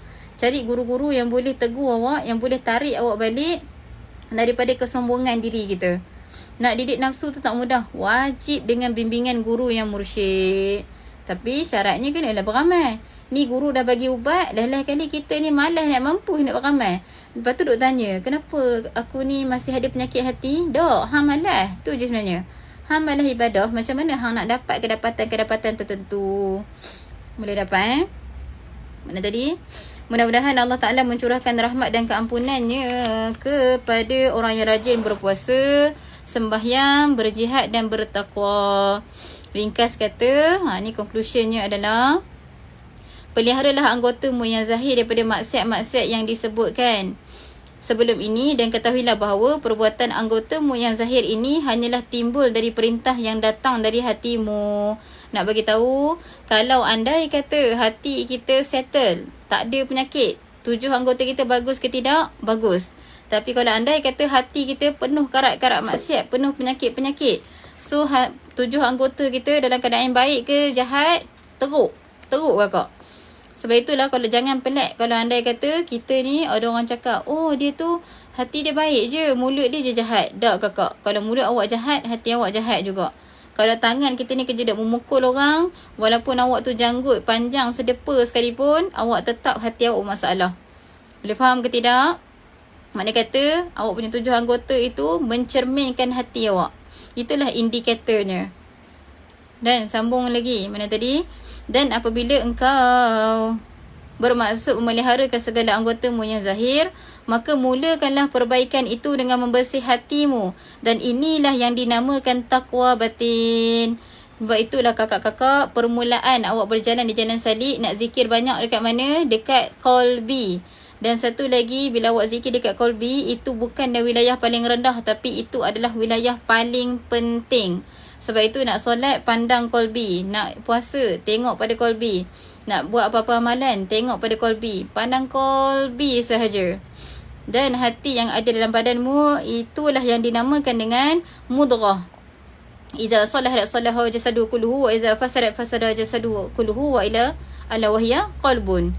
So itulah segumpal daging yang kalau anda kata ia baik, seluruh baik tu baiklah seluruh anggota. Kalau ia rosak, rosaklah seluruhnya.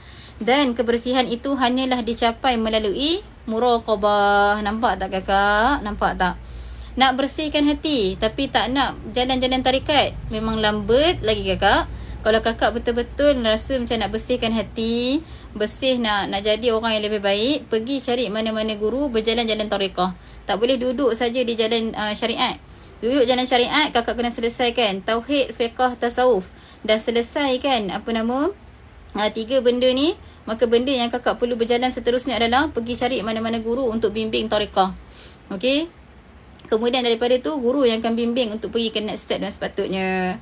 Tapi nasihat saya, cari guru yang benar. Cari guru yang benar yang boleh bimbing kita betul-betul. So itulah dia. Andai kata ada orang yang nak hati bersih, nak kita dalam keadaan yang baik tapi tidak mahu bertarikah, maka boleh ke tidak? Lambat lagi kakak, memang tak akan berlaku. Walaupun kakak berzikir macam mana sekalipun, ia tetap tak akan berlaku, sebab kebersihan itu hanya boleh dicapai melalui jalan muraqabah. Dan muraqabah untuk ahli-ahli yang telah ambil zikir dan sebagainya, muraqabah ni peringkat yang mana satu? Peringkat next step, peringkat mengenal Allah Ta'ala. Awak zikir pada qalbi, duduk pada pengenalan diri dulu, tak sampai muraqabah lagi. Tapi on the way, dah berjalan dah. Boleh faham Jadi insyaAllah next class nanti kita akan masuk kepada fasal yang kedua, cara-cara meninggalkan maksiat yang batin, iaitu maksiat hati. Okey, setakat ni ada soalan ke tidak? You ada soalan ke tidak? Cuba kalau anda kata ada soalan berkenaan dengan 7 anggota ni.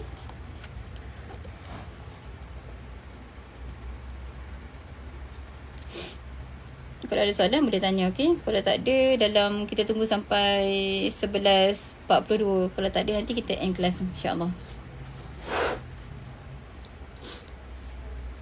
Okay, sajalah tahu. Saja sementara you tulis, tulis soalan tu. You perasan tak kalau saya mengajar, saya kan suka pegang something. Kadang saya pegang pen, kadang saya pegang sudu, kadang saya pegang lah apa-apa yang saya boleh pegang. Lepas tu baru-baru ni agaknya murid-murid saya ni cakna lah. Dia cakna betul-betul.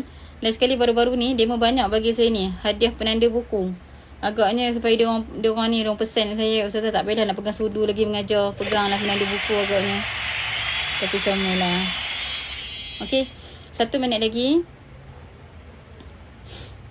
1 minit lagi, ada soalan tak berkenaan dengan 7 anggota?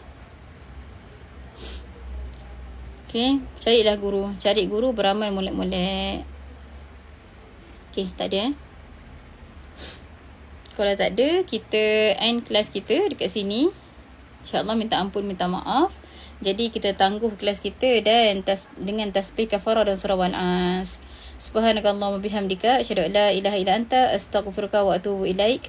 Bismillahirrahmanirrahim. Wal-'asr innal insana lafi khusr illa allazina amanu wa 'amilus shalihat wa tawassaw bil haqqi wa tawassaw bis sabr. Assalamualaikum warahmatullahi taala wabarakatuh.